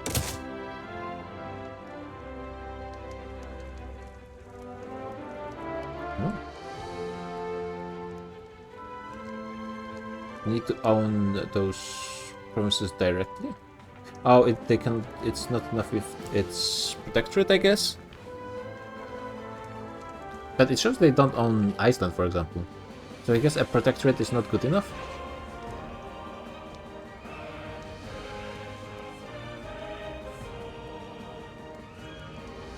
Oh, Finland, because Finland has accepted their culture is primary culture is Swedish as well. They could unify Scandinavia as well. Oh, that's interesting. Something to think about. Yeah, it's too autonomous a subject. Okay, so here it shows up as an actual tooltip. Okay, so it's going to be pretty easy for them as they get good enough tech. They actually started era 3, and yeah, they have finished second era. They have very high literacy. They're actually #1 in literacy in the world. It's not going to go much down when they annexed Denmark, let me tell you, nor Sweden, nor Norway. Though probably it was decreased quite a bit. It's even after annexing the colonies. Incorporated states, actually, never mind. Still, that's dynamite, it's really nice. Reinforced concrete spreading, really nice. Still railway cars, I guess it's nice, but not much. Yeah, second era finished in the military, but not much over that. Probably makes sense, they're not really expected to be fighting wars anytime soon. Getting identification documents. Oh yeah, for pan-nationalism, of course.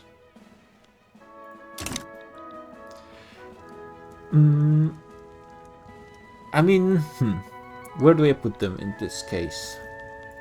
Quick look at their market as well, I guess, just for completeness sake.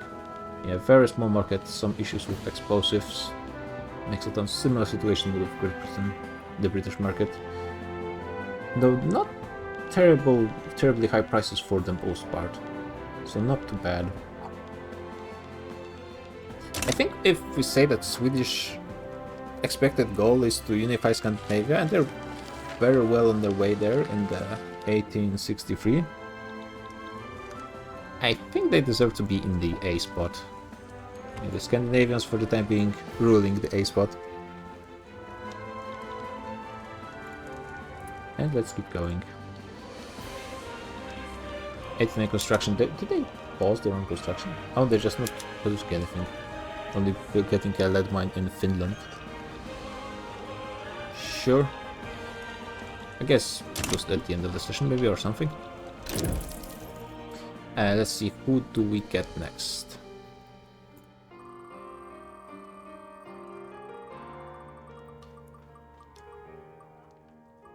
Netherlands. This one is going to be interesting. In that I'm not sure what's happening there. I think it's mostly not good things. But then I was saying similar things about Romania and people were loving it, so... Yeah, they have more loyalists than radicals. Rural folk are not happy, though they have interesting top 3. They have petit bourgeoisie, landowners, and rural folk as top interest groups. This is not a often seen combination. They have input goods shortages, ammunition, they have problem with their government. Maybe it was just... No, it wasn't a vote recently. But yeah, this government is not working out for them, apparently. It should be switching. Just trying to go into laissez-faire. Can they get... So those guys are joining the Liberal Union. Oh yeah, there is a possibility of a decent government for them. Good enough to maybe try and pass laissez-faire. And they already have 33%. Stall is 42 though. Maybe, if they're lucky. You can still get it with personal. I mean, National Guard, which is interesting choice. Public schools, charity hospitals, not ideal. Homesteading, per capita taxation, mercantilism. That's also mercantilism kind of sucks because of the production method. The merchant guilds, it gives you shopkeepers, which is shopkeepers are just not that useful for anything really. Yeah, privately owned is just not better, and for that it really doesn't matter if you go for protectionism or free trade, though free trade I think usually is what you want. Even though it's not that much of a difference. I don't think anyone has ever made super great amounts of money from tariffs, but if someone could do that, that would be really interesting to see. Freedom of conscience, cultural exclusion, census suffrage, elected bureaucrats, it's really nice. But they're actually lowering their education institution, even though their institutions are super cheap. Yeah, I think when you're a small nation, you really need to leverage those institutions. Just like you can get 2 for 1 bureaucracy building, I think. Yeah, and you'd have some left as well. And Netherlands have elected bureaucrats, so that's super nice too. Look at their market, they do have their colonies in, so it's going to be a bit different though. Engines, iron, oh, iron is super expensive, that's very not ideal. They have 100 construction, which, I mean, for their size of GDP, 5 million, is actually not too bad. They have a lot of investment pool. 55k, not too bad.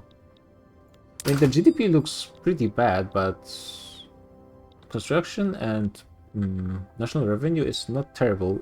The market is pretty bad. Coal, very expensive. Paper, very expensive. Fish and grain. It's very funny. You can have a situation where most of your pops eat fish if you overproduce it, and they just stop eating grain and just all focus on fish, which is interesting. Yeah, the market is rough. The market is rough. It's not as bad as I thought the situation in the Netherlands. They're about to get laissez-faire, probably. Land reclamation. Oh, they can get more what? More prestige for 9 years. Okay. I thought maybe it would give actual arable land or something. Almost finished with second era. They have pretty decent literacy. Almost finished with military as well. And they're getting ahead of time tax, which... Yeah, and for mutual funds, I'm not sure if it's worth it. Let's see, where can I see how much they're... They're paying double, basically, from the unresearched technologies from Era 2. And they don't... Yeah, companies would be nice. Prestige sometimes is very nice, though they are minor power, I guess, with their colonies. It's helping them amount enough. And they do have, looks like, a decent navy. They don't have pharmaceuticals as well. Yeah, usually, maybe they just don't realize how tough the penalty is, because the penalty is absolutely crushing from unresearched tech. The base cost is higher anyways, So if the 12k, they could research one of those techs, and maybe it would be more worth it because they would also research pharmaceuticals by themselves. Yeah, something you really need to pay attention. This is not too bad company because tools are very important. I'm not sure if that's a priority for the Netherlands currently.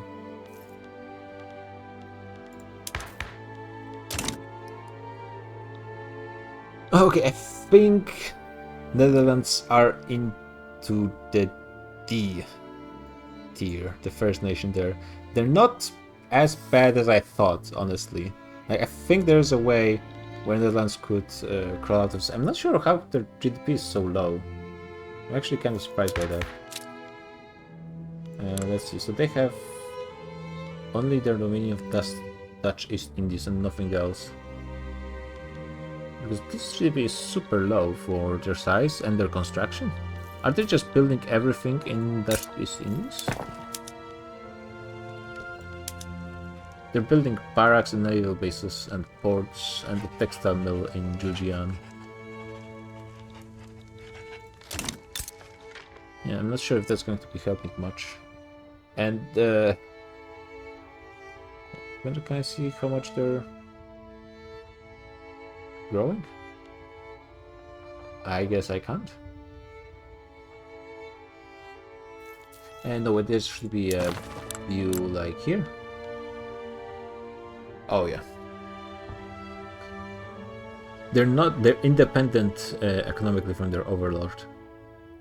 And I think the Dutch East Indies are not going to be played anymore, so we might be seeing free Indonesia pretty soon if it's AI controlled.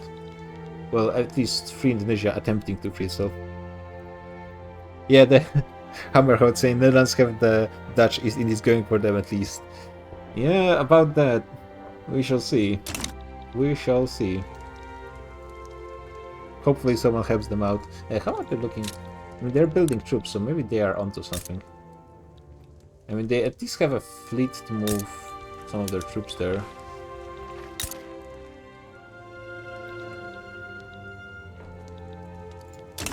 Yeah, we shall see what happens there. It's been 2 hours almost, and things are not looking any better on the wheel. Okay. Brazil. We also barely talk about any great progress. Oh, that's not what I wanted to click.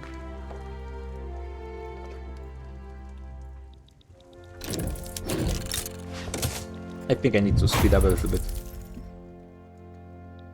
Okay, Brazil is probably somewhat similar story to Mexico overall. They do have laissez-faire, still mercantilism. It's not big deal if it's not changed, but something to keep in mind. Honestly, the Brazilian laws look pretty sweet overall. How are their institutions? The institutions are looking pretty sweet as well.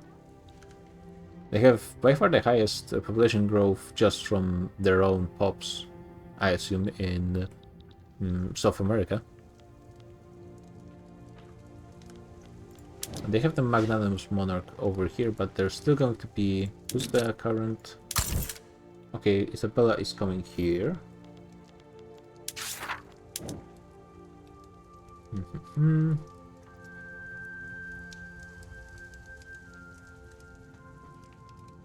I think it's looking quite well for them. They might be able to get this magnanimous monarch, but it will take a while. This guy will probably live for like 30 more years before he dies. They're doing okay though, and if they manage to do this, they will get a lot more people with how is it called, this ideology that gives you this monarchism and, for example, multiculturalism, enlightened monarchists or something like that, which is pretty good. Everyone loves Brazil. Oh my god, look at this, those happy interest groups. It's even better than Romania. People are just loving living in Brazil. They have to be doing something right. 18.4 reinvestment. They might have switched into laissez-faire relatively recently, so that's why. Yeah, everyone's so happy. Their market is... oh yeah, sulfur. I think there's no sulfur in Brazil itself. Yeah, they would have to build up Chile, which has no population to work those mines anyways. They could build anywhere else, but that's not really helping them much. Unless they are able to actually import it as well, which is pretty tough sometimes. Yeah, they're in top 10 for standards of living, so that makes a ton of sense. They're almost at the level of Great Britain. I wonder if they're going to get a ton of immigration once the changes will be applied to them all. I don't think they're in yet, right? At least I don't think so. Literacy is looking okay. They don't have universities just yet. Do they have any pops? Some peasants left still. Not that many though. On technology, they got railways, water to boilers, so that's the most important stuff. They have skirmishers, they're getting the percussion cap. I wonder if they're planning to be fighting someone. And they have more than about half of the second age for society, with most of the important stuff, just maybe the company missing. And they have actually 2 from laissez-faire already, and they have iron and steel and gold, which is pretty good choices. Wait, they have 5 gold mines.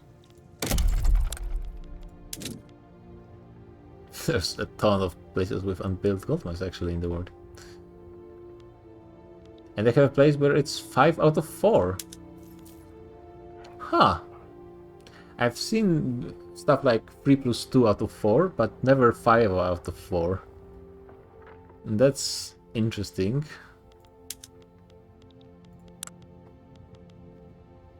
I assume if once this gold field runs out, it's just going to be 5 out of 5, hopefully. We shall see. Honestly, Brazilian situation, like with them actually doing pretty well on their journal, being very stable currently, having pretty damn good laws, pretty strong institutions as well. Tech is a bit behind, but they're on their way to actually fix it as long as they build more universities. They are actually going for something, looks like.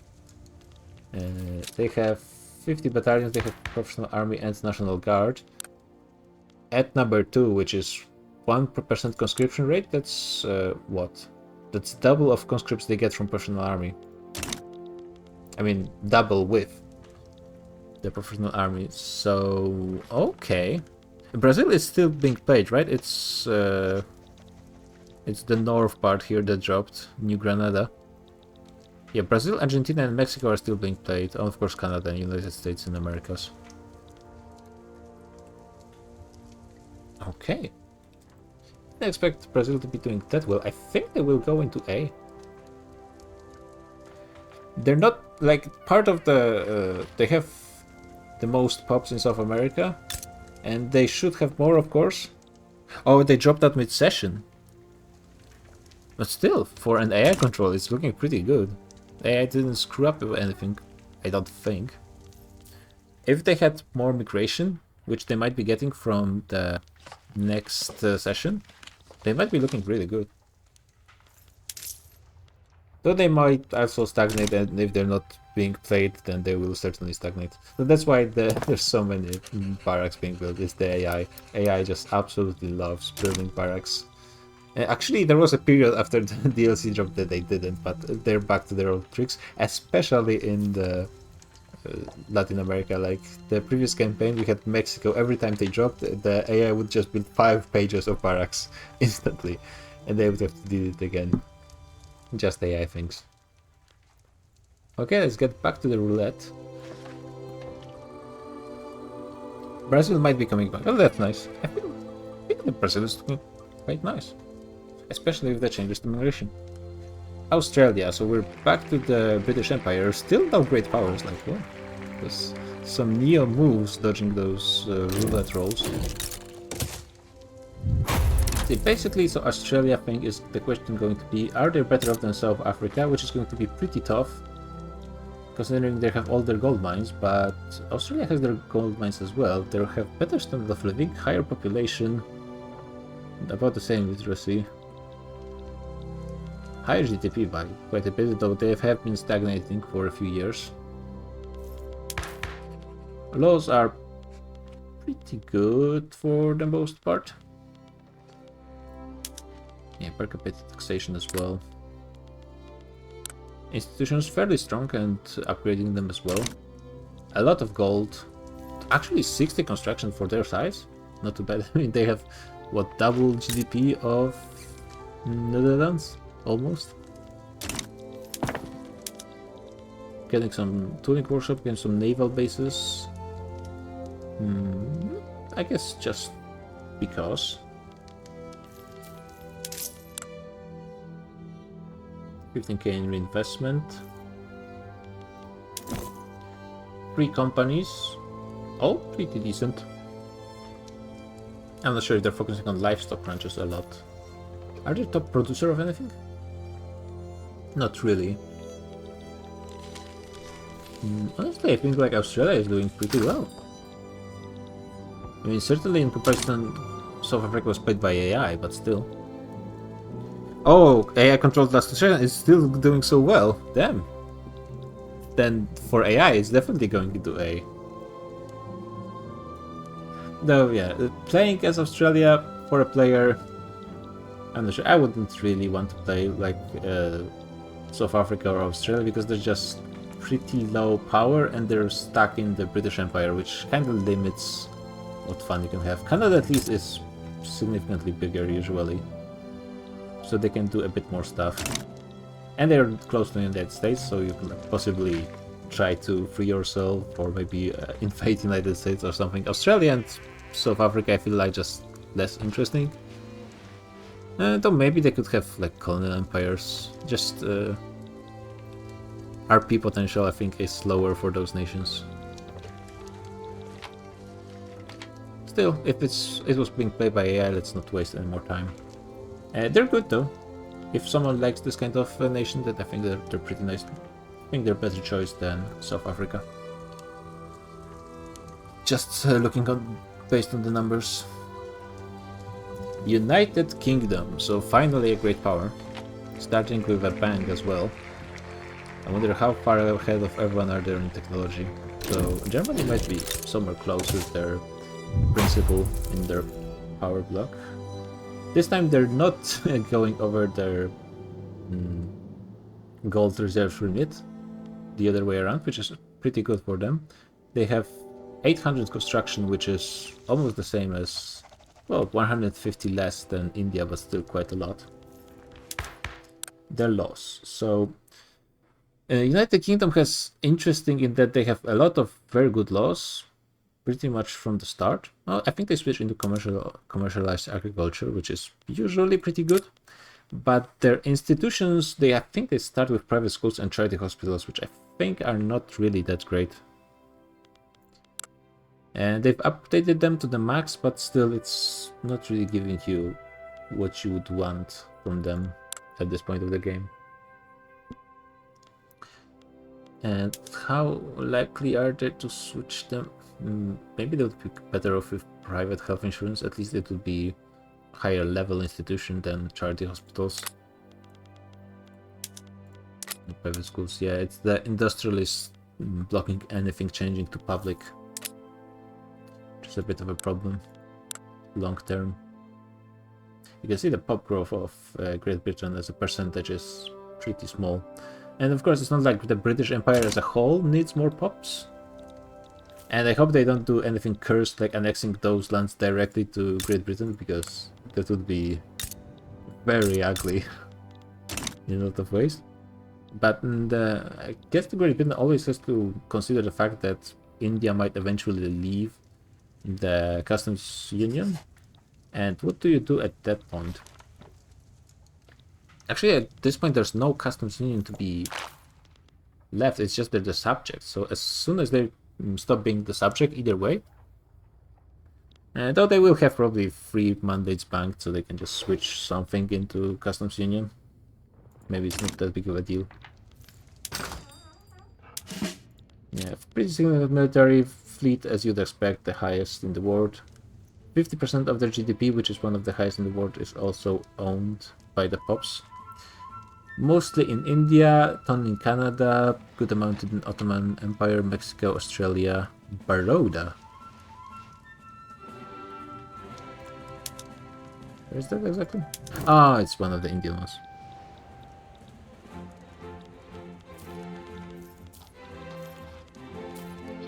Let's get back to the investments.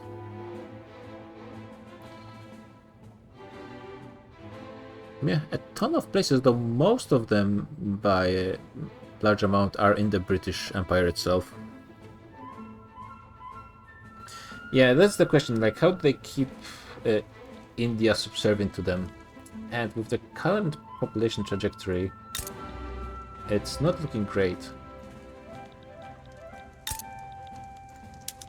We'll see what they do. I wouldn't be surprised if they sticked around pretty much for the entirety of the game. Though, yeah, as I said, keeping the India at this very moment in the customs union, yeah, they would be very vulnerable to just someone freeing British East India, basically. Eventually they would be able to fix it, but even then, would they be able to gain enough? If someone freed India, they wouldn't be part of the British Empire power block, I think, right?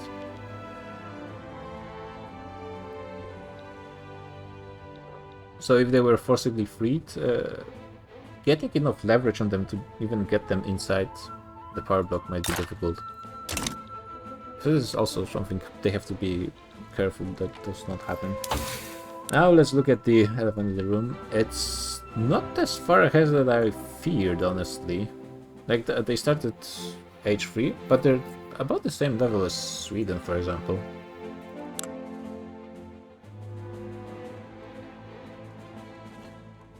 Yeah, it also started on H3 in military, that's to be expected. Though H3 in military is, of course, very good. If you can get early mass conscription, it's really good because of the... first of all, it has very high conscription rate, and you can have a ton of barracks, which are both really nice, but this 100% training rate is really good. Like, it's... I think it's better than additional... especially early on, I guess. Would be really good for the production method for barracks. But there's no new units for infantry, so it's less important, though we also have new guns pretty quickly. Which I'm not sure how they are going to play out in the campaign yet, since it's a mod edition. So we'll see. And society, they have Civilization Commission already, mutual funds, steel frame buildings. And yeah, they are switching to this mostly already. Building barracks. All in Lancashire for some reason, and dry farms.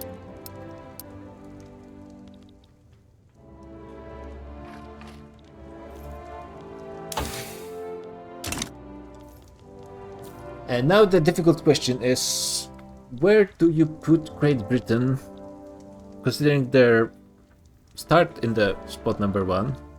They're expected to be spot number 1 at this point of the game, at least. And they are at number 1 spot. Question is, I guess I should be looking a bit more into the international side of things, and East India definitely was, well, expanded quite a bit in the area. But other than that, did Great Britain do anything? I mean, they're investing pretty much everywhere, apparently. Not that many mutual investment agreements as I actually thought they had.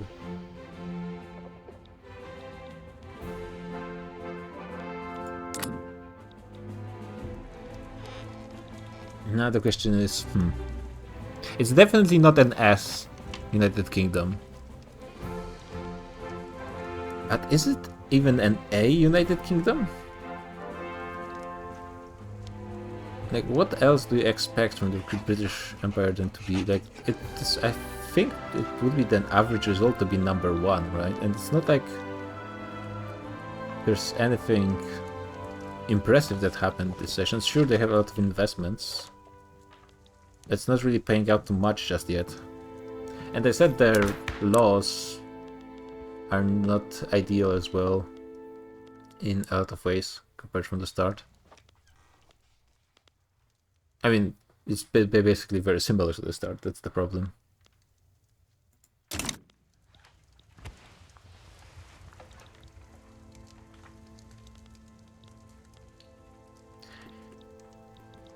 I think it's a B Great Britain.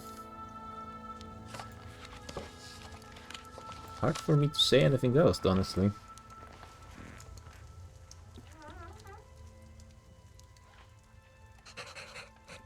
Yeah, I mean, that's what's expected of Great Britain. They're like #1 spot. It's been barely, not even 30 years. I think we started in 36, right? And they're still in #1 spot. And they've expanded East India Company a little bit, and they invested in some nations, also colonized a little bit in Africa. There's just nothing that's extravagant that happened with Great Britain, I think. Pretty much par for the course, I guess. That's not that many radicals, right? As a percentage, yeah, it's fine. We shall see, of course, in the future. But I think a lot will depend on what happens in Africa. I have not read the conference at all, I admit, but if they get a good chunk in here, push back other powers, keep India for longer, they could go up. But I think for the time being they're going to be. Now that I think, I'm wondering if there will be a great power in S. There might not be one. We shall see. Canada. Well, we're at least finishing Great British Empire in one stroke. That's good. Let's see. How are they compared to Australia and South Africa? They do have decent population. Like, they have almost the same population as Brazil. Very nice GDP. Per capita, they're #6, yeah. Laws. Petite bourgeoisie has 50% clout. That doesn't happen often. And there's military, intelligentsia, and industrialists, and no one else. Okay. And everyone is almost in the government. Interesting. Nothing special here. National militia, private health insurance, public schools. They're getting property to women. I assume they don't have any peasants left. Basically, yeah, less than 1 million is probably when you want to switch. They're not leveling up their institutions, which I think is... I mean, it is private, but it still gives you pollution effect reduction and less mortality per wealth. That's a bit of a problem. I guess they still maybe want to switch into public health insurance eventually, and it's not like they want petite bourgeoisie to have any more clout.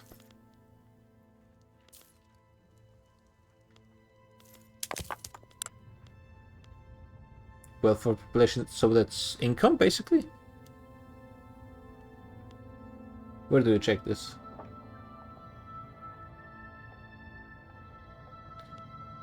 Yeah, so they get the poor strata, which is what's relevant. They get 8. They will get effectively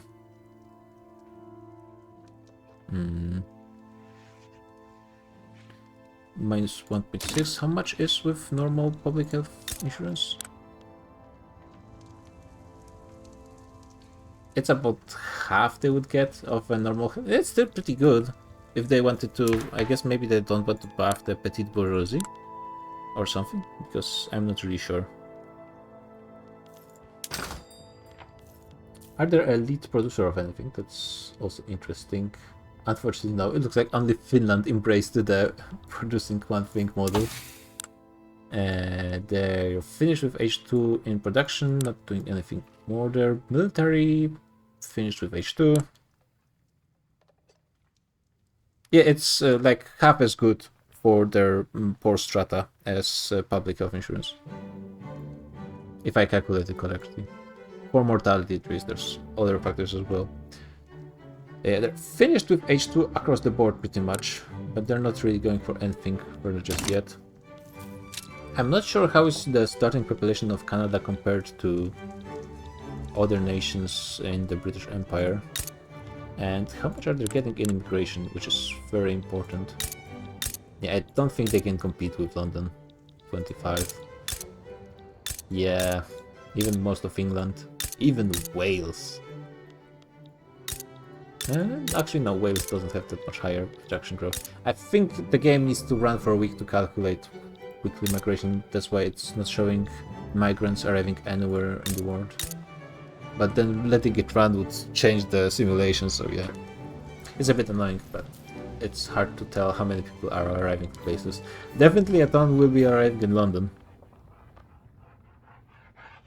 Yeah, it needs to recalculate them. So that's very annoying. Oh, it should be right if... Oh yeah, it's actually showing them right if I hover over them. 144. Yeah, it's going to go down once the... Oh, it is actually higher than London. So in theory, Canada should be getting a ton of pops as well. But it's a bit hard to say how it works out in practice because, well, I'm not letting the game run and then resetting the save. Then they seem to be having a decent population. American market. Yeah, they have 20% of the American population, pretty much. They could overtake Brazil or Mexico in population, that would be certainly very nice.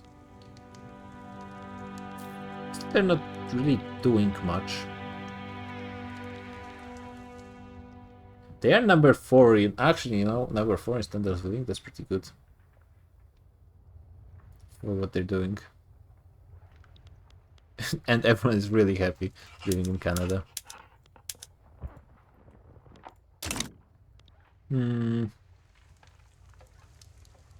I guess for the time being they go into B, but it could be A as well if I knew if I assume their position is pretty good at the start, but since I don't know this, it could be considered A if I'm way off the mark. Also will depend a lot on how the immigration things change. Let's see how it looks on there.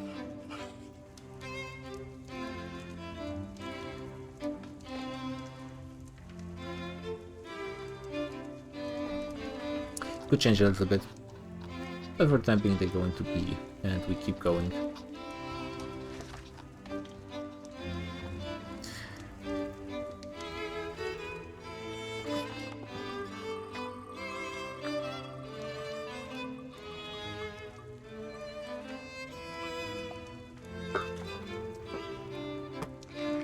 USA. Oh, that's not the one I want to remove.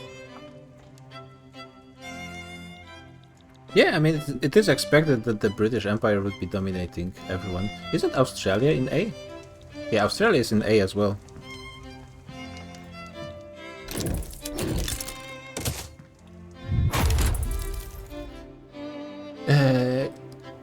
Huge debt, but that's just building stuff in America. That's what happens. They have 500 construction.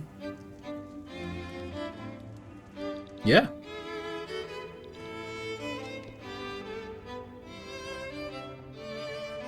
$27 billion. That is hurting them a little bit. 65. Their GDP is pretty nice, I think. I mean, they're over Russia and Austria and France. So at this point, their GDP is actually not bad. So I guess it's the problem is they haven't run out of peasants just yet, I assume.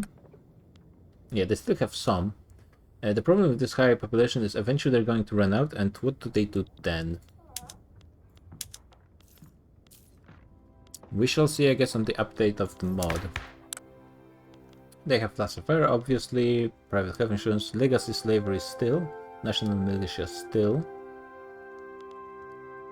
How their institutions are looking all nice. They are going for that private health insurance, not being like their Canadians brother to the north. They did take everything they wanted from Mexico, and their power block is expanding. Okay, to be honest, though maybe some people are not willingly in. Tech, about the same as Great Britain and Sweden in production. Yeah, looks like to be in the top spot, starting age 3. Have a huge queue.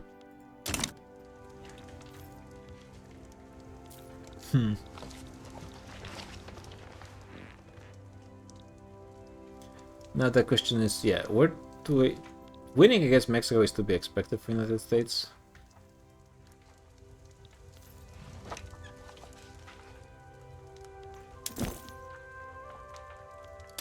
The GDP is pretty high, so I guess it's also... Yeah, the GDP is pretty nice. That's one thing they, I think, is above what you would expect in the United States. Market is... I guess they're switching to glass relatively recently because the price is very high for this. What are they building? Yeah, okay, yeah, that's going to be fixed pretty quickly. I think they're building Panama Canal as well.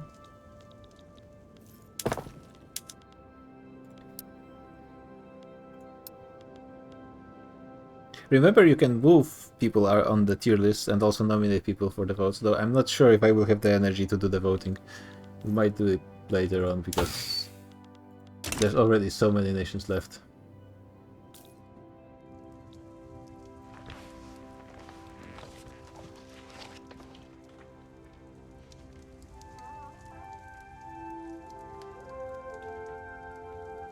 Where do I put the United States?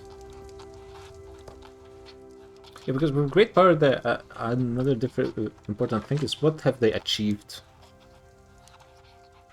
Yeah, definitely will be pruning a lot of nations for next week. Just wanted to have a base for them at the start.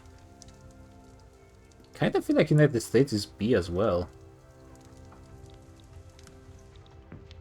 Because they've beat on Mexico, they've intervened in Ottoman Empire, but that really didn't give them much of anything anywhere.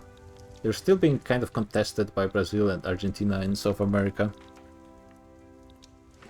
And I don't think they did anything else anywhere. How's their investments? Actually, well... Yeah, it's mostly the story of Argentina and Mexico investing in the United States. Mostly Argentina, of course. I think United States also go into B.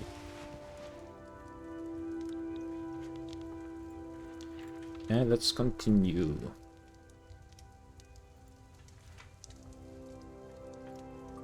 There will not be a tier list after every session, just so you guys know. It's probably going to be every few.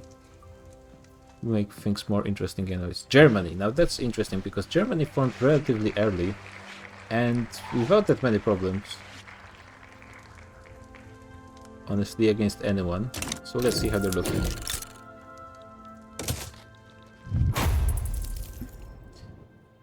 Yeah, definitely the top GDP outside of Qing and India. People are rather happy overall. Petit bourgeoisie being the top interest group. Again, interesting. Industrialists, do they have private? No, they have public health system, right? Yeah. So interesting that petit bourgeoisie are so strong. Way stronger than industrialists.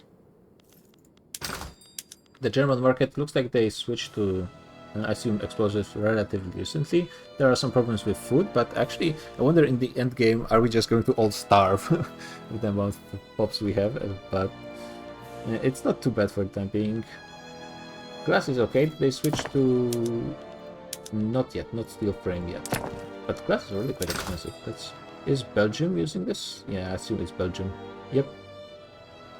So Belgium carrying the German market as always. Paper a bit expensive, but not too big of a deal. Iron, coal, tools and steel very cheap.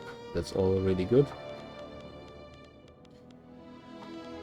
Probably making, yeah, 200 reinvestments, also very nice. Really good army as well, 364, that's higher than Great Britain, not higher than Russia, but probably they have better tech, and similar story with... So I guess Germany right now has the strongest army, I assume. It's hard to take power projection with anything because... Well, It doesn't count conscripts, which are usually pretty important. And Germany does have National Guard, which is always really nice. Proportional taxation for Germany, that's interesting. Yeah, the German laws are really nice overall, to be honest. There's not that many things left to be changed. Maybe nation supremacy to racial segregation, to accept more Europeans. Yes, I usually prefer free trade, but it's not too much of a, not that important. Institutions are all here, and all of those will, like, maybe not all, but there will be some changes here, but they can come with time as well.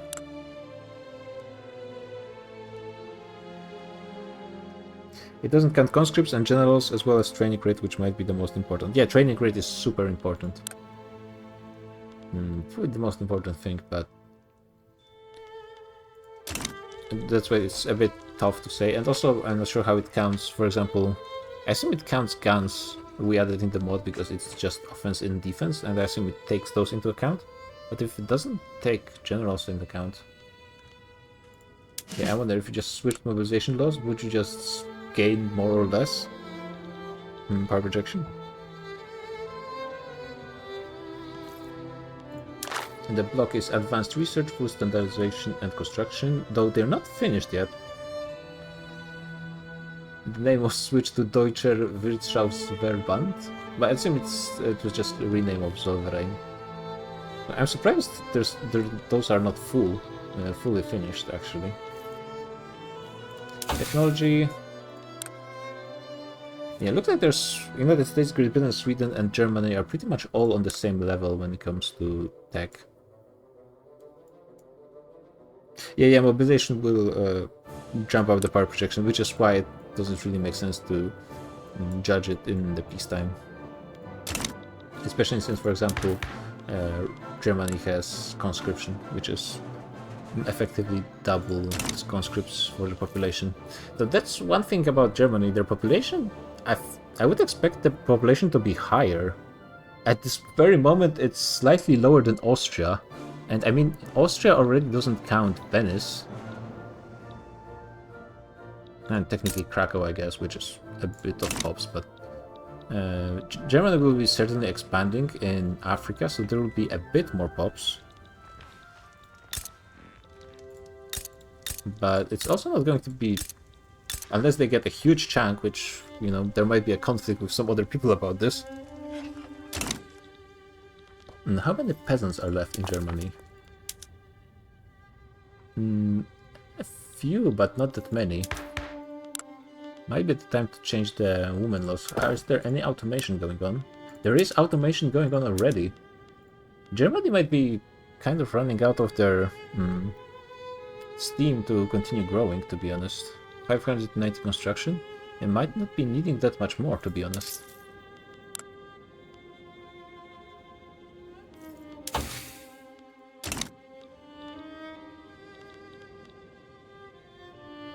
Yeah, I think Germany, just for the fact they got both Austria and France, were pretty much they formed in 1863.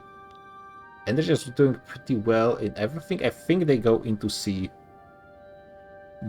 But I'm kind of afraid for their future because seems, and not C. Did I say C? I meant S. The C would be quite funny. But we'll see how it continues, because I think like those things might start dropping out.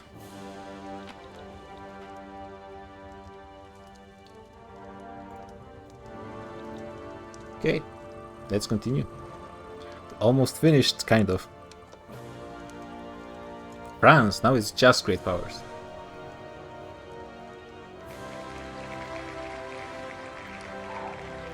France is going to be an interesting one, because it's possibly the sick man of Europe currently.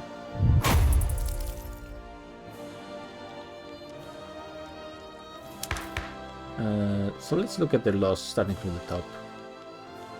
Honestly, sure, would use proportional taxation, but per capita is not too bad. Restricted child labor. Yeah, I'm wondering how much, because restricting child labor decreases mortality of laborers, machinists, peasants, and farmers. I wonder how much it increases pop growth. But I guess, yeah, France is not really investing in institutions. They're not really cheap for a nation of French size, but I think it should really be a priority. Education and even more healthcare, especially. Home affairs for France maybe at this point would be really nice as well. Yeah, France for sick men of Europe, that makes a lot of sense. Yep.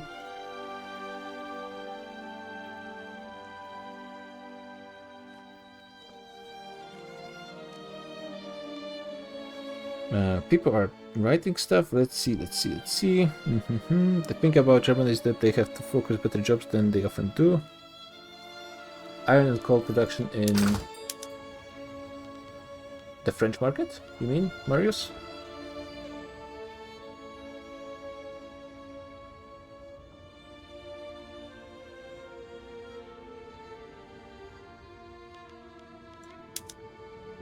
Number 8, Sardinia Piedmont is producing more coal. Okay, that I see. And iron, Sardinia Piedmont is producing more. Yeah, I mean, at least Sardinia Piedmont is part of the market, right? Yeah.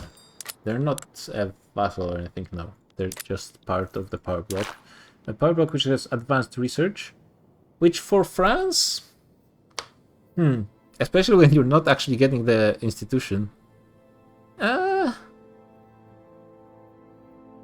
Not sure if it's giving that much. And construction, which is fine, but I think when you don't have that massive population, I think construction is not that great. Technology. Finished with H2, so that's pretty nice, and actually pretty good on going on H3. Still not finished with H2, but almost there. And finished with H2. I mean, technology France is looking really good, on par with anyone else, even without build-up universities.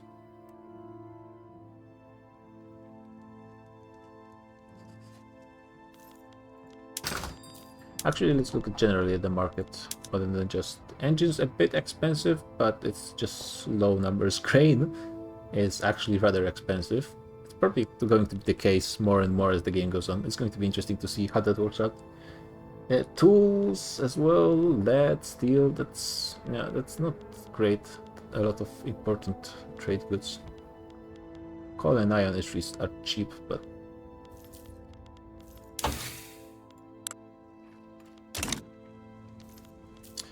yeah, the population is still actually kind of nice, but I think a good chunk of it is in Kingdom of France. That's actually pretty nice. It's in Africa, I assume. Yeah, there's actually a fair amount of people living in Algiers. They are also directly controlling stuff in Sahel Africa as well. So I assume most of their population they have over Germany and Austria, which have pretty much the same population, is from those colonies. Still, I think they're about, like, Germany should have the most pops out of those three, right? And meanwhile, if you don't count the colonies, they are about the same. Maybe France is a bit behind. And Great Britain is below as well. Something like, is Austria having super high population? Or is Germany having something strange happen? I guess all this food standardization is changing how things are looking, though. I guess Germany doesn't have the third mandate in food standardization, though this one only gives +1 standard of living, which wouldn't boost it that much. Maybe it's just because Austria got food standardization way faster than Germany.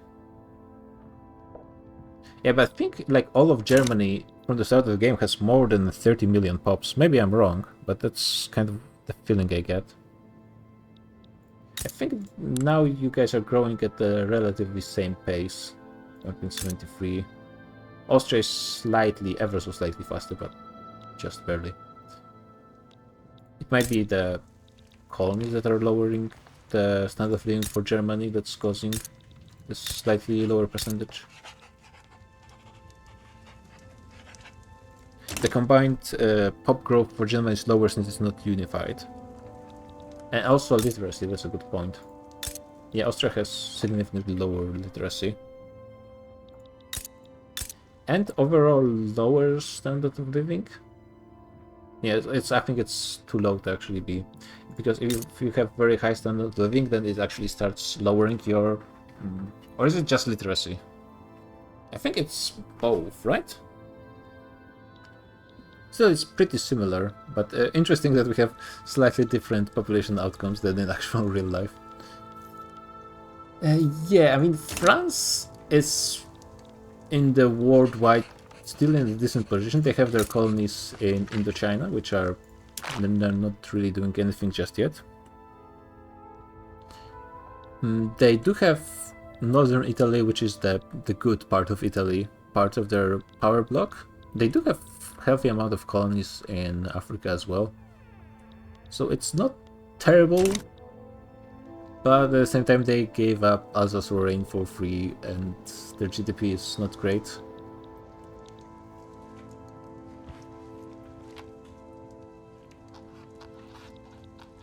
I think it's C for France. Though it's getting close to D, I'll be honest. But overall, the situation, I think it's... If the GDP was okay, I think it would be fine.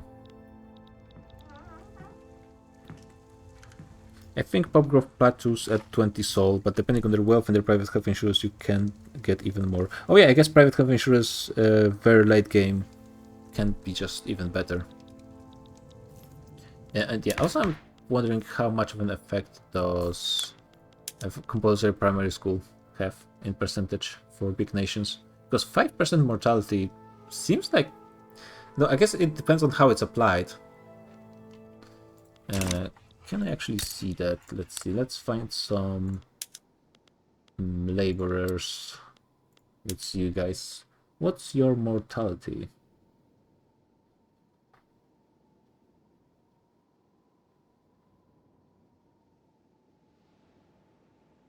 Yeah, so it's 2% mortality effectively. Yeah, so that would be... Lowering that to 0 would be pretty nice.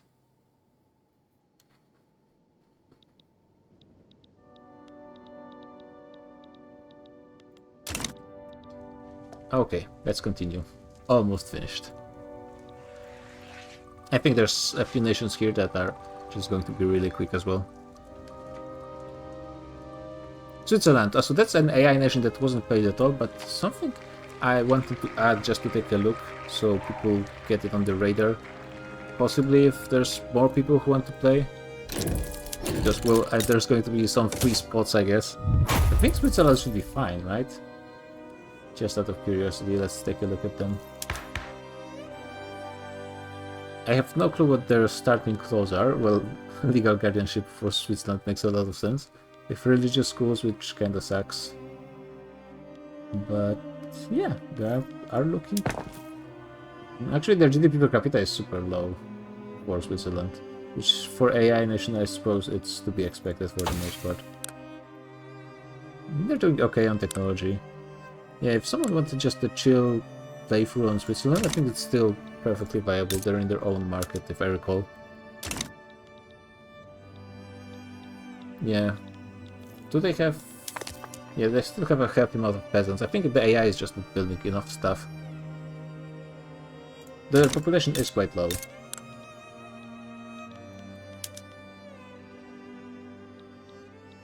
So yeah, but still, I think pretty okay.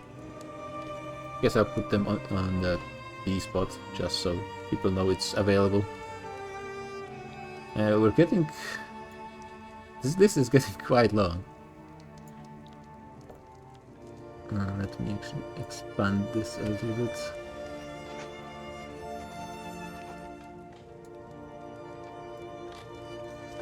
Okay. And let's keep going.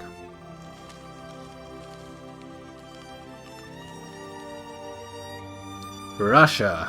So, finally, after getting everyone from the Russian Empire early on, that's actually you guys didn't see that. Sorry about that. But it was Russia, not. You cannot see it now, but thank you, promise. It was Russia.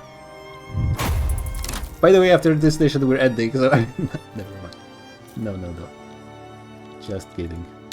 Yeah, so from the top, traditionalism is still in, which is a huge problem. I'm pretty sure it's going to get removed now. I think No, no, I'm not ending. I think the next tick in law is RNG is predetermined in save, so it always happens the same way, the first roll. I'm not actually sure for certain, but I think it's the case. But anyway, I have good faith that agrarianism is going to pass this time for once. Which is going to be only the beginning of huge reforms, because there's still serfdom, there's still land-based taxation, which at this point of the game is actually starting to hurt me quite significantly. You can see I could have 60k more per capita taxation from this. Even proportional taxation gives me more money, which if I would be switching into other economy laws, it probably would be good to switch into this, just as a bit of a catch-up mechanic. And a good amount of people will support it as well. Yeah, serfdom is still a thing. At least the one saving grace for Russian Empire currently is the public health insurance, which is kept at level 4, despite the huge cost of bureaucracy, which means we're effectively gaining 1.4 million pops per year, and it's only going to be growing. So we're getting one good state per year. And also, creative, the power block is kind of nice overall, to be honest, for Russia, because things worked out pretty okay. Even this creative legislature, minus 33% enactment stall chance, for example, for 40% gentry assembly opposition is huge. So keeping this even at just level 1 and then switching it to something else, I think is a really good idea. I'm thinking after this I will just bank some mandates and eventually just switch into advanced research, like level 2 or level 3 instantly. Yeah, market is, I think, is fine for the most part. The one thing we're not missing is luxury furniture, luckily. We should be exporting this more, I think. Maybe it's just... I have some convoys ready, so probably should focus on that. Ammunition work in progress. Actually, we looked at Russian market with, like, Poland or something. Yeah, it's not great. It's still developing in a lot of ways. I'm keeping my taxes a bit lower because, well, lower with all those consumption taxes, because of the legitimacy for the capitalists to pass agrarianism. But yeah, I mean, overall... Oh, wait, it's not showing the GDP for some reason. I guess I can at least look at the top 10. I did get overtaken by United States of America, which is not ideal, probably. Like, Germany and Great Britain overtaking Russia. I think does Great Britain start ahead of Russia? Maybe even that's the case. But United States overtaking at this point, I think it's pretty early. And to open the save again, probably it resets if I change nations, I assume.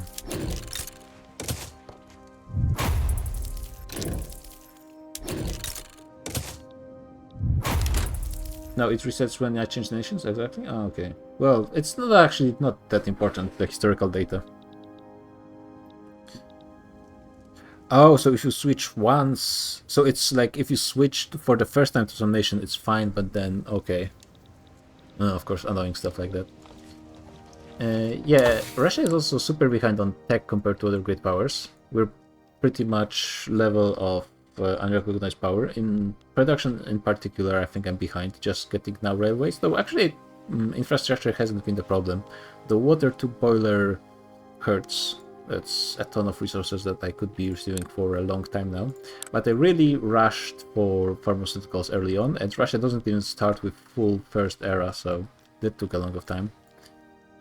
Still, the second era is like half finished for society. For military, it's also half finished, so it's like barely above like China or India level. India actually is, I think, maybe even better.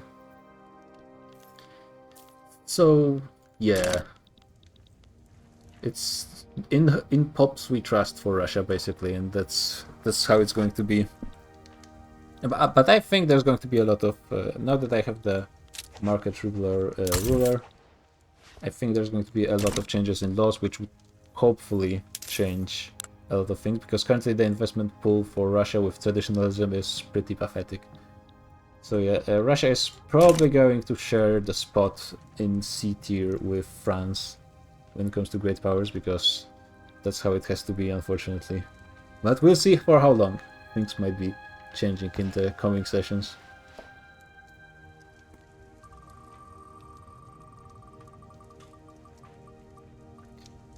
Okay, so who do we have now? Ottomans. Probably not going into the Ottoman tier this time. I'm pretty sure. Not this one. This one. Did they take everything for their second Tanzimat? First Tanzimat for conquest. I don't think they did. Yeah, they need Palestine as well. Which is honestly... And they have 3 years left. Unless they get it for free. They're probably won't be able to force Egypt to give it in a war. They're quite far away from literacy. It's not too bad, but it's not good enough. And urbanization... you can't get urbanization... as Ottomans for sure, but I guess they didn't really focus it that much.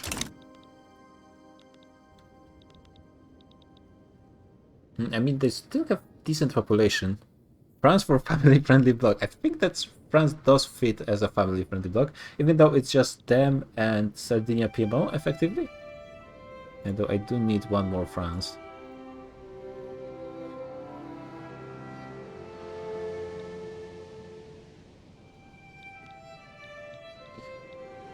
The population is, for their area, honestly not bad. They have more pops than Spain, than Persia, than Egypt.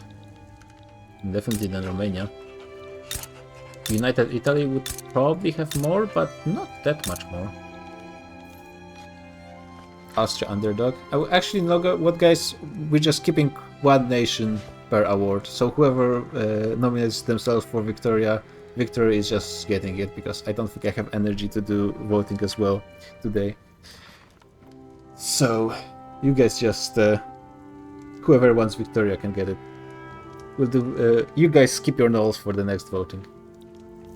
But let's keep looking at the Ottomans. Pointy bureaucrats. Netherlands victory, sure. They are winning something.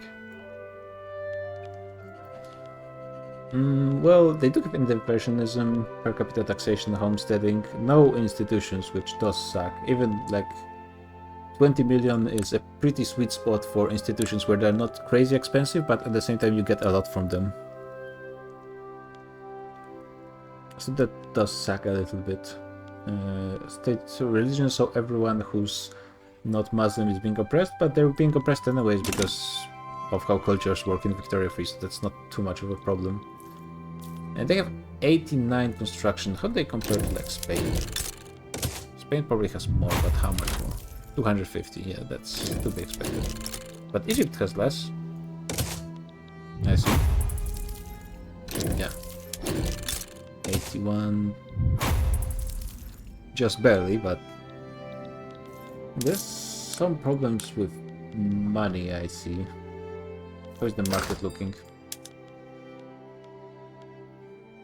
And fertilizer, looks like they're producing quite a bit of grain. Still a bit expensive. Tools, iron, but not too bad. Coal is cheap. If they can get Palestine from Egypt, they will be actually able to pass the Tanzimats, which would be really nice for them.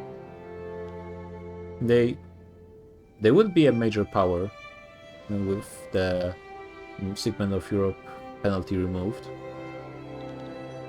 And I think there might be a bright future ahead of them after that. They still lost a lot of Iraq, but they managed to gain Greece, which is... Greece usually ends up being depopulated, but it hasn't happened yet in this game yet. So we shall see for how long. They're actually growing in population. Ottomans are in a bit of a weird position considering the new Egypt player, because it will change things a lot depending on how they decide to put themselves diplomatically. Ethiopia is also an Ottoman colony, but we shall see what happens in the African conference, which I have paid no attention to. Because I wasn't invited. By the way, this insult has been noted. So I guess Ottoman's going to be, but actually, if I move it like this, oh, that would be much better. Ottomans go into B, considering their position, and assuming they pass the Tanzimats, I think they go into B, but they might not, and then it's going to be tough. So we shall see.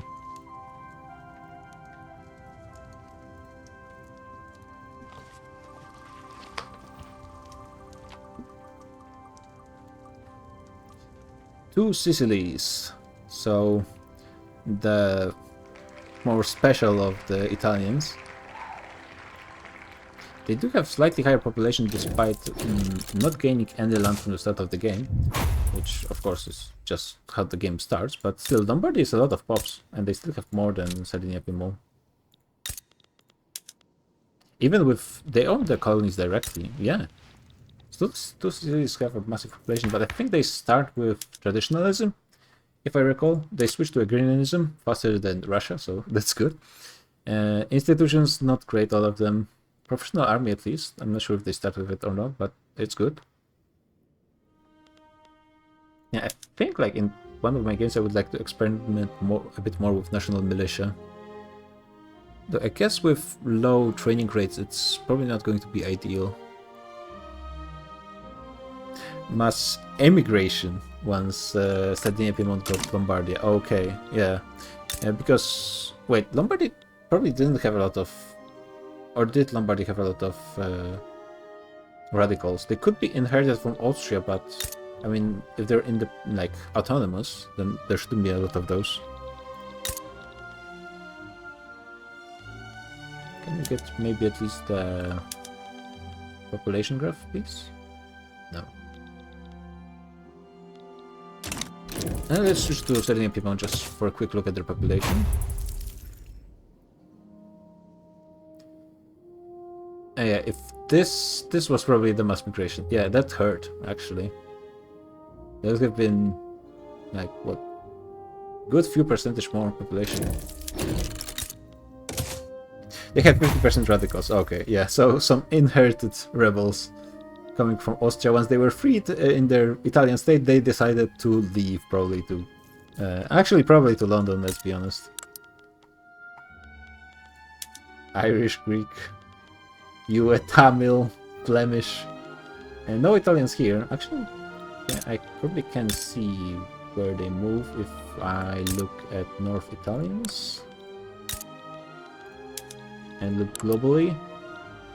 Is it? Huh? Some of them move to Brazil, I guess.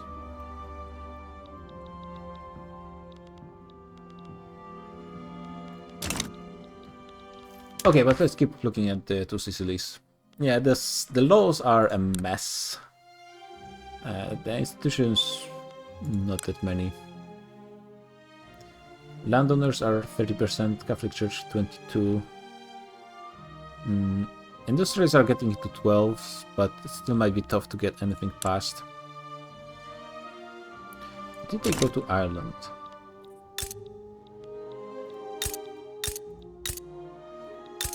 Not that many. There's certainly a lot of them in Brazil. They do have, two cities do have 150 construction, so of course we have to compare them with Sardinia Piedmont, who have 65. Now, that's unexpected, but if you have France investing their construction into you, then it's possible that that's a solution. Also, they benefited from construction of Austria in Lombardy, I assume. So it is something that two cities have 15 million GDP, and Sardinia Piedmont have 19. And honestly, like looking at raw numbers on between two cities and not looking deep into Sardinia Piedmont, two cities are not looking too bad. They have a movement to win a class affair, which probably is going to be difficult. No landowners are quite happy. They would be at 0 if they started this movement. There would be a lot of opposition, but maybe they are in an ideological union, which means they have creative legislature and a bonus to speed of passing laws. So it might be actually fairly doable to get laissez-faire relatively quickly. They are unfortunately slightly ahead of Russia in technology, which is pretty bad. And in military, they don't have skirmishers. Ooh, don't show Marius this. And and society. Okay, never mind. I don't think they're ahead of Russia in technology. That might be not the case. They have okay literacy, considering what they started with. Not enough universities, though.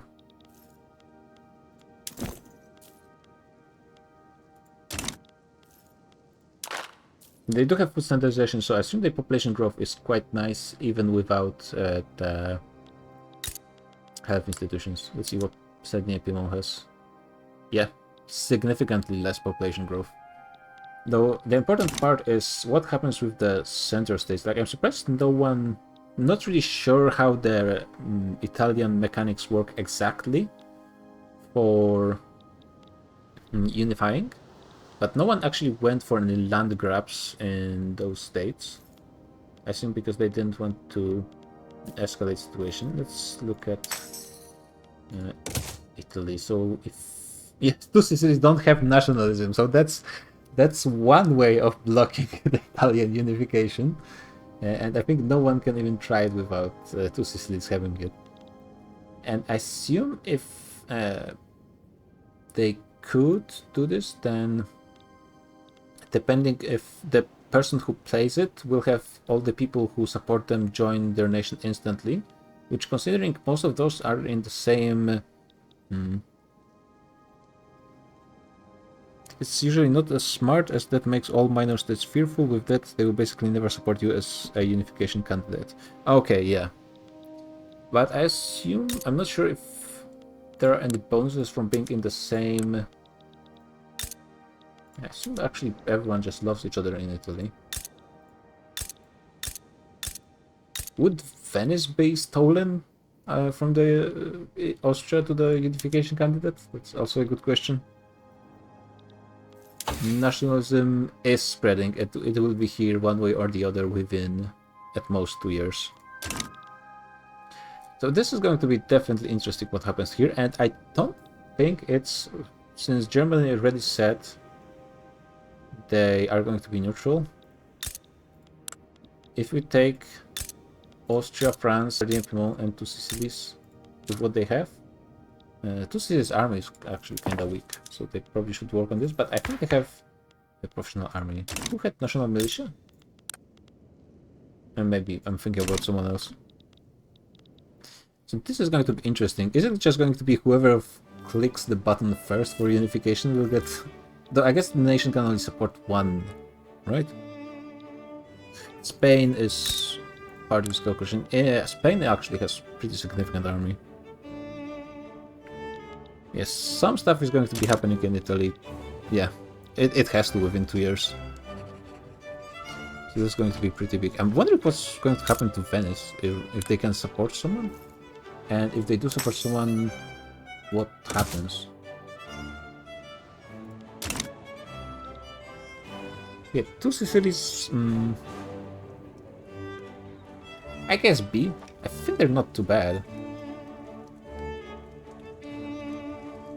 Not great, but not terrible. No one in Ottoman tier, so for the time being we can just cut it off. We're almost finished, making it just around 3 hours. Ugh.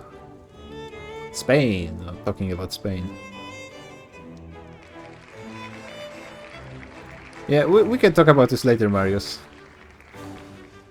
We have, I think we have much to talk about. Well, maybe not much, but...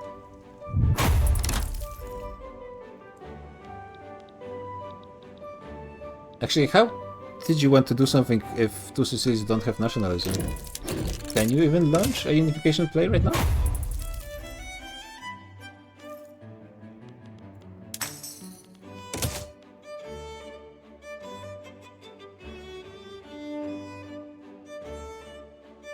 Yeah, everyone needs it. It's Sicily's done. Probably the only two cities that don't have it. So yeah, I'm not sure. I mean, I guess you could just declare war on everything at the same time, but don't think that would be really efficient. So I'm not sure what your even plan was. Now we have Spain with their 250 construction, which is pretty nice. They have their own power block, which is a sovereign empire with, well, themselves, and themselves. Their technology looks like respectably ahead of Russian tier, though missing a bit important stuff in society, especially no companies at this point. Marius needs to become a major power after two cities get nationalism, then he can launch it. Okay. He is pretty close, just build more navy and so on. Two cities are quite far away, so not that much of a threat. Yes, Spain I think will be a decent player in the in this campaign until they just run out of pops. Unless they manage to get a huge amount of those from Africa, but honestly... And Portugal has 7 million, that's pretty nice. Cuba has additional 2. Morocco has 3, which I assume at least they keep Morocco. Everything else I think is... especially these Portugal colonies, which actually is quite a significant chunk of Portuguese population, I assume. So let's say they get 30 million. That's quite behind. I mean, it's close to Great Britain, but they're not going to have the same pop efficiency for a long time as Great Britain.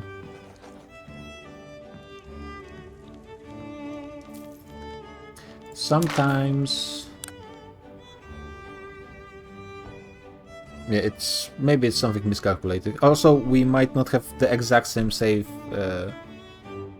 simply because I think I saved a bit early after we stopped, or maybe a bit late. People might have been clicking stuff. It's more or less okay. It's not like you... Did you post a save, Giracho, from which we're starting this session? Also, we're going to get a bot change, so everything is going to be flipped anyways. Yeah, the date is the same, but people might have been clicking between our making the save. So it could be different, and also there's like stuff that could be recalculating after a week that might be different for every save, every time we load. I wouldn't be surprised. That's something that Paradox would do. The Spanish market is probably quite significant at this point. Let's see. Honestly, wood is a bit expensive, which is not something that happens often, but coal, decent amounts as well. Iron, steel. Number 4 producer of iron is Spain. Which is pretty respectable. I think Spain... Honestly, with how things are looking for Spain, Spain is a candidate. It's also very dependent on what happens in the African conference. But if we take what is here and what their bargaining position is for the African conference at the start. Oh, also they have Philippines, I forgot about that, which is another 5 million. I'd say the S tier. Spain is a really good position diplomatically and like politically. And their laws, they're switching to laissez-faire with decent chance of passing. They still have legacy slavery, which I think people will be getting events to hurt their prestige for that, so probably should do something about that pretty soon. And institutions are not ideal, which is going to be hurting their population in the long run. But yeah, 250 construction as well. Definitely Spain is the... Let's see, so we have China and India, which are a bit of a special cases, but then we have German Empire, Great Britain, United States, Russia, Austria, France as great powers already, and Spain seems like to be the first candidate to become, if not a great power in the conference, then in reality. Dutch East Indies somehow are up there as well, but actually there is a ledger with more GDP nations, okay. Next candidates are Ottomans, Japan, and Sardinia Piedmont. If they finish unification, there will be... Who would be more powerful, Sardinia Piedmont or Spain with their colonial empire? Yeah, so it looks like this is going to be the next two candidates for great powers, Spain and Sardinia Piedmont. And then eventually, maybe Ottomans and Japan, depending on how things go for them. I think Ottomans are in a bit tough position in maybe if they ate all of Egypt, they would have a shot at it, but other than that, it's going to be rough. But yeah, I think Spain is doing really good for the time being.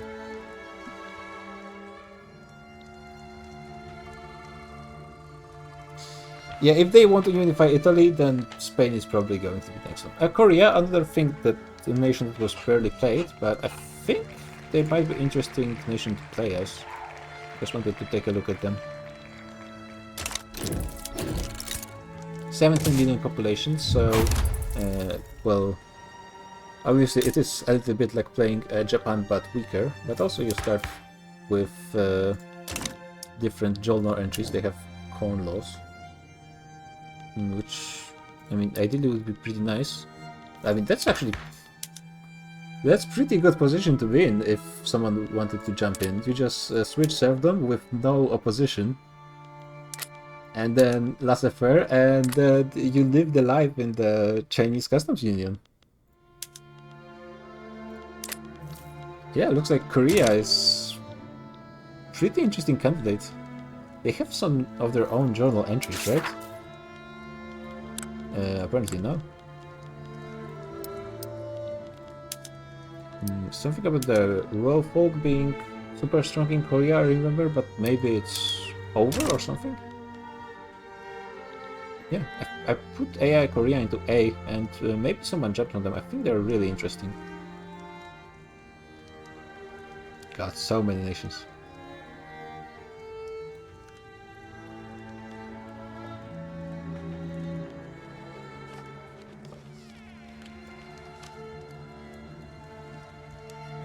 Okay, let's keep going. Just a quick look at an interesting nation. We have Austria out of great powers, and then Belgium and Sardinia Piedmont, and then just beam nations. Austria is interesting because there was a bit of an economic miracle for Austria, honestly. So let's see.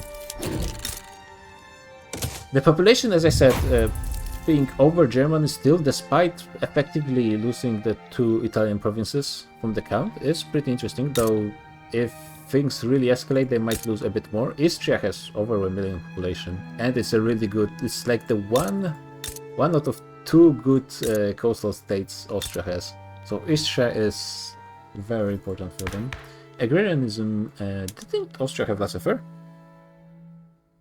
Oh, if Korea reforms from isolationism, they get a journal entry. Well, they better don't get this. I remember it being quite rough. They do have really good institutions, which are only healthcare and some education, which they do have pretty high population, so that does make sense. Oh, Joacha is up to his old tricks. Not taking laissez-faire, hopefully he doesn't start being atheist again. But yeah, the laws are looking okay. Per capita taxation is here, so the choice has been made and you're locked in.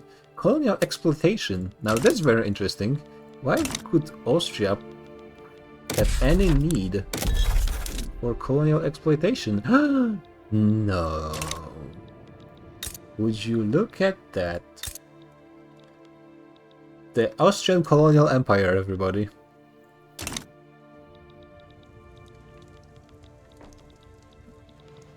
Yeah, I mean, it does look like quite a bit of an economic miracle on this graph.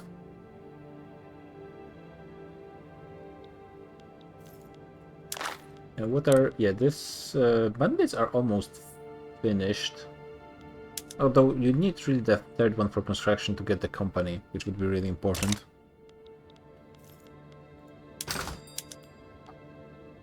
Market is... not great. Coal being expensive and explosive, I guess. No, it's just munition plants. There's just not much skirmishes being... I think Austria was just switching to skirmishes at the end of the previous session. So maybe there's just some fixes being applied right now. Not terrible, just need a bit more coal, but it's fine overall. Tools being cheap, iron, sulfur still being cheap. So I guess, yeah, the Venetian mines are still supporting Austrian market. Let's see, technology also a very important thing. Okay for a normal power, but as a great power, just slightly ahead in production than Russia, so not great. Similar thing in military, though they are getting the third era, which is pretty important, especially their repeaters. Also could get some more ports for Austria, very important. Every bit of convoys help. And society finished as well, so pretty good doing in here. I mean, literacy is not too bad, and universities are pretty much built up. Still keeping most of Italy, and I think there's a chance they will keep Italy in their sphere, or at least make the two Sicilies Italy. They lost only one state from Italy, so Austria didn't really expand throughout this campaign, but they're not necessarily expected. I think Austria is supposed to be one of the losers, right? I mean, historically, but is it gameplay-wise as well? In practice, we only had one campaign, and then I had a pretty good game on Austria, but I don't think it's an expected result, especially since the movement for changing culture laws didn't spawn, which is just pure luck. I think Austria goes into tier A for the time being. But a lot will depend how many colonies do they get and what happens in Italy. Those two things will be absolutely huge for Austria. And it might work out both ways for them.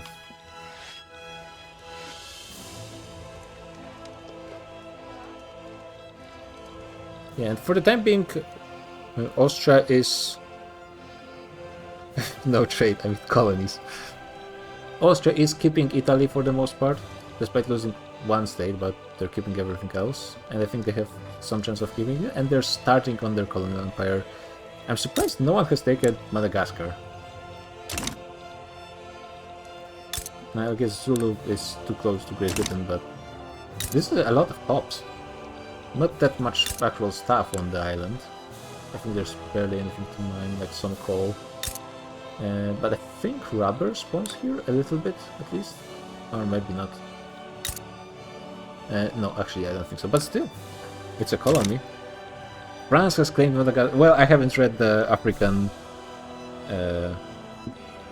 conference, but I was surprised no one has taken it yet. It hasn't stopped anyone else. Like pretty much everything along the coast has been. Egypt has been colonizing here. Like maybe it has been AI actually, but still. Wild things have been happening in Africa. Yeah, as I assumed, it's AI in West Sahara. Let's get this thing finished. So we have New Grenada, just to look at what giant mess this nation has become. Apparently it has been played first and second session, and then Ecuador, they were fighting Ecuador and they left or lagged out, and Ecuador ended up winning the war, which meant they have 500,000 of population, and Ecuador has more population than Venezuela and Peru and Bolivia, and actually more population than Argentina as well. So yeah, I mean Ecuador, frankly, it's in the United States power block. It might not be a too bad nation to play. If someone wanted a new nation in South America, it would be Ecuador. So, yeah. Pretty good Ecuador. I don't have Ecuador flag, so I'm not going to bother. But I do have Gran Colombia, so they go into Ottoman tier.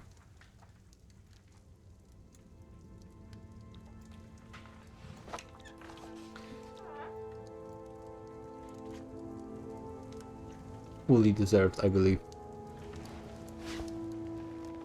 Yeah, the AI took advantage, which is pretty based.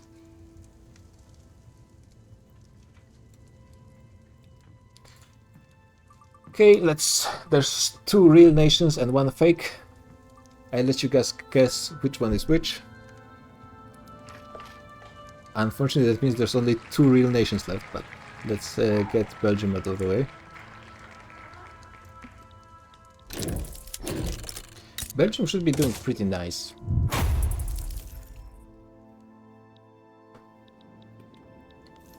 So, of course, GDP is punching way above their... Actually, I mean, they have almost 8 million pops. They had in the graphs, the spreadsheets, they had remarkable growth for their size. They do have max healthcare, but still, I think they got a lot of migration from Germany overall, which is boosting their... I mean, it's 8 million, that's almost... Yeah, that's more than Brazil, almost Mexico level. And though frankly they have not that much more GDP than Mexico, which is a bit surprising. What's their GDP per capita? Number 22. Do they have still some peasants? Oh, they still have a fair amount of peasants. And they're not using any automation yet, so there is still potential for Belgium to grow quite a bit. I don't think they have any plans for a colonial empire, just yet at least. National Guard and National Militia, which I think is, yeah, 200 battalions is the way to go for like very defensive nations. Though I'm wondering how National Militia is like this plus 10 the unit experience is I'm not sure how it works effectively in the game. Like how important is experience and how do you even like play to gain as much of it as possible? Do you just want to build units as early as possible to gain more experience? I'm not really sure how important that is. Maybe not that much. They have laissez-faire and mercantilism locked into per capita taxation. Religious schools, which is interesting. You get experience from having units. What?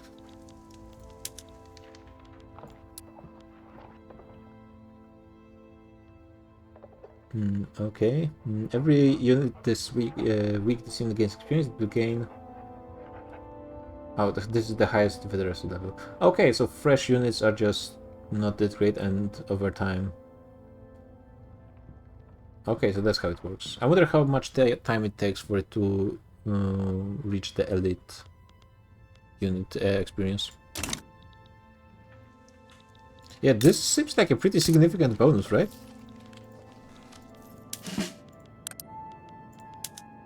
Plus 25% offense and defense. But what I'm wondering about is, like, it might be just really fast that it gains. Well, let's look at Russia and China, maybe.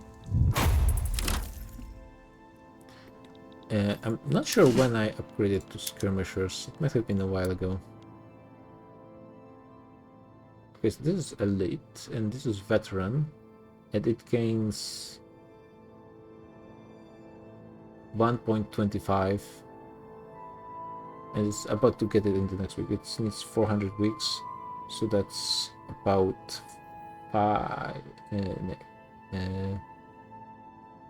8 years, more or less. So this is actually a quite significant amount of time, though I'm not sure what level they start. Probably not veteran. So assuming there's a level below, they need like 16 years to reach full veteracy. Yeah, about 20 years. But does fighting give you more experience?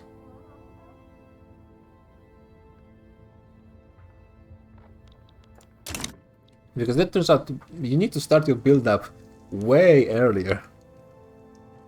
Then, maybe effectively they gain experience super fast in actual fighting, so maybe it doesn't really matter that much.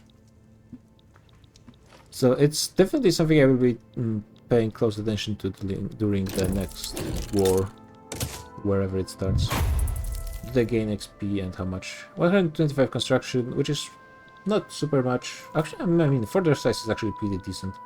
But it's not like they're going to be needing that much more in the future. Belgium, along with the whole... Actually, yeah, everyone has steel railway cars researched, because there's like free techs in production that the technology can spread on this level.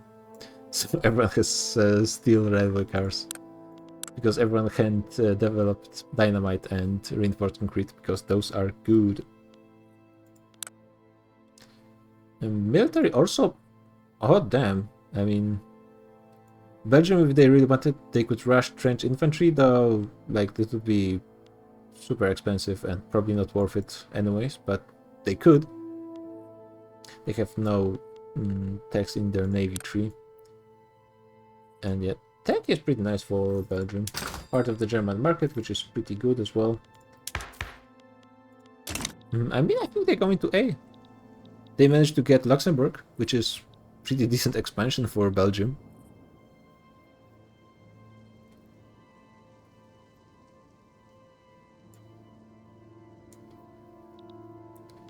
Okay, and now the second to last.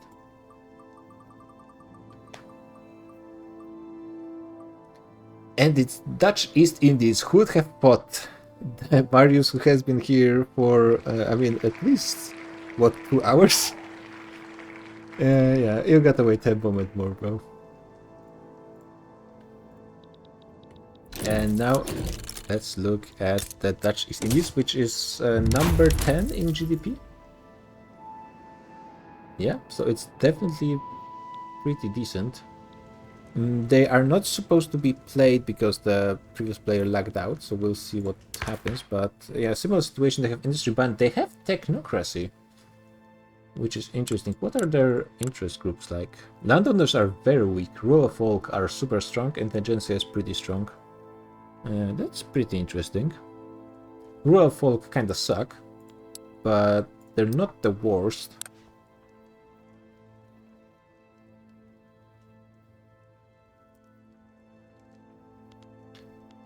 Professional army guarantees liberties pretty early as well. Legacy slavery, no institutions, and institutions would be pretty nice.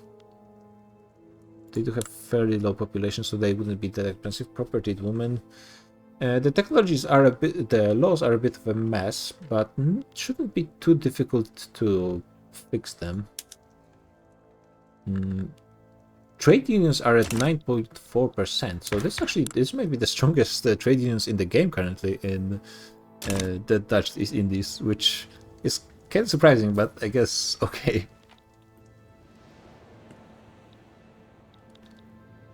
Yeah, their standard of living is not that high. Technology, that's an important one. They don't have railways, but their overlord could always build those, so it's fine. Motor to boiler probably was more important for them. They're about to get rifling, which is the bare minimum you need nowadays. And they have 2 companies as well. They're about to get probably a good amount of loyalists from this as well. And they have unified for the most part the Indonesian area.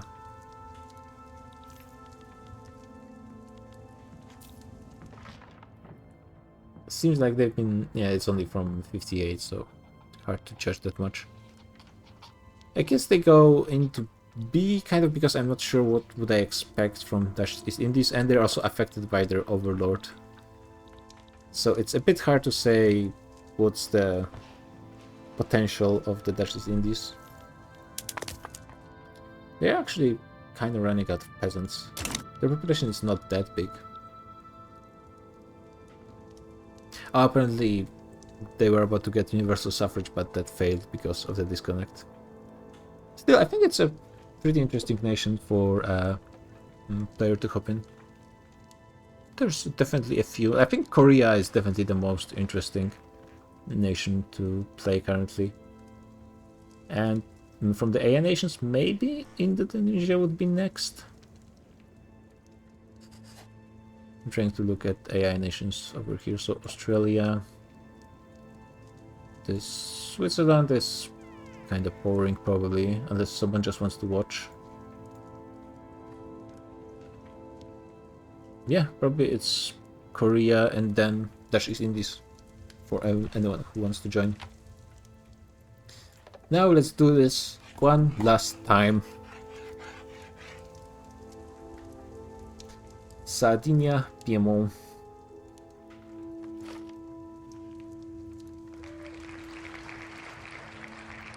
Congratulations. And let's take there's been a bit of a look before already with two Sicilies, but just to take a look at laws. Interventionism, getting public healthcare. Yeah, actually is almost finished. Yep, just about to happen, but still, it's almost 30 years into the game, so a lot of possible pop growth already being missed on. Religious schools still in. Mercantilism is a thing in a lot of nations nowadays. I mean, the laws are okay, but nothing really to write home about. I think not that many things change, right? I assume Sardinia Piedmont starts with interventionism at least. Doesn't seem like there's been anything that stands out. Oh, sorry.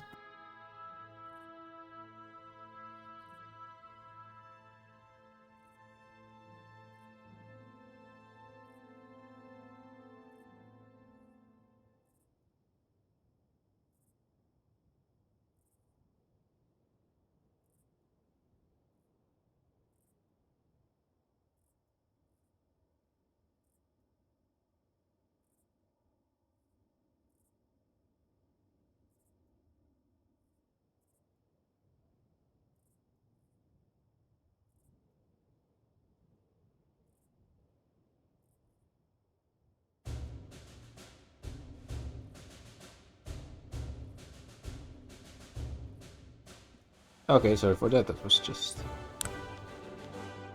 a thing. So apparently they got appointed bureaucrats, which I mean is nice, but not really game-changing at this point. So yeah, I mean the GDP is nice. Definitely gaining Lombardy before the big play for Italy is pretty good. Technology definitely closer to the great powers than Russia. Implying Russia is not really a great power, which technologically not really. No companies though. I've always think that companies are a huge priority, though I guess yeah, if you need to do some colonizing, then Kinin is very important.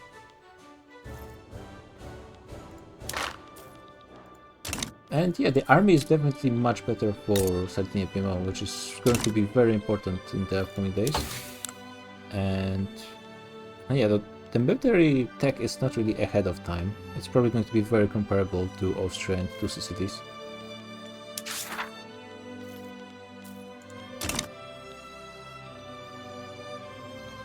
So where do I put Sardinia Piedmont? I guess into A simply because they managed to get Lombardy for free, which really improved their situation in the upcoming war for Italy. But it's really, things could change if they don't get a good unification. Also, they have a nice colony in Somalia, so that's also a big plus. So yeah, that's going to be it. Blocked from colonial law several times, says the Sardinian Piedmont players. Yeah, that's actually kind of surprising. Who's opposing it that much? Catholic Church. Do they always oppose it? Oh, they're a pacifist.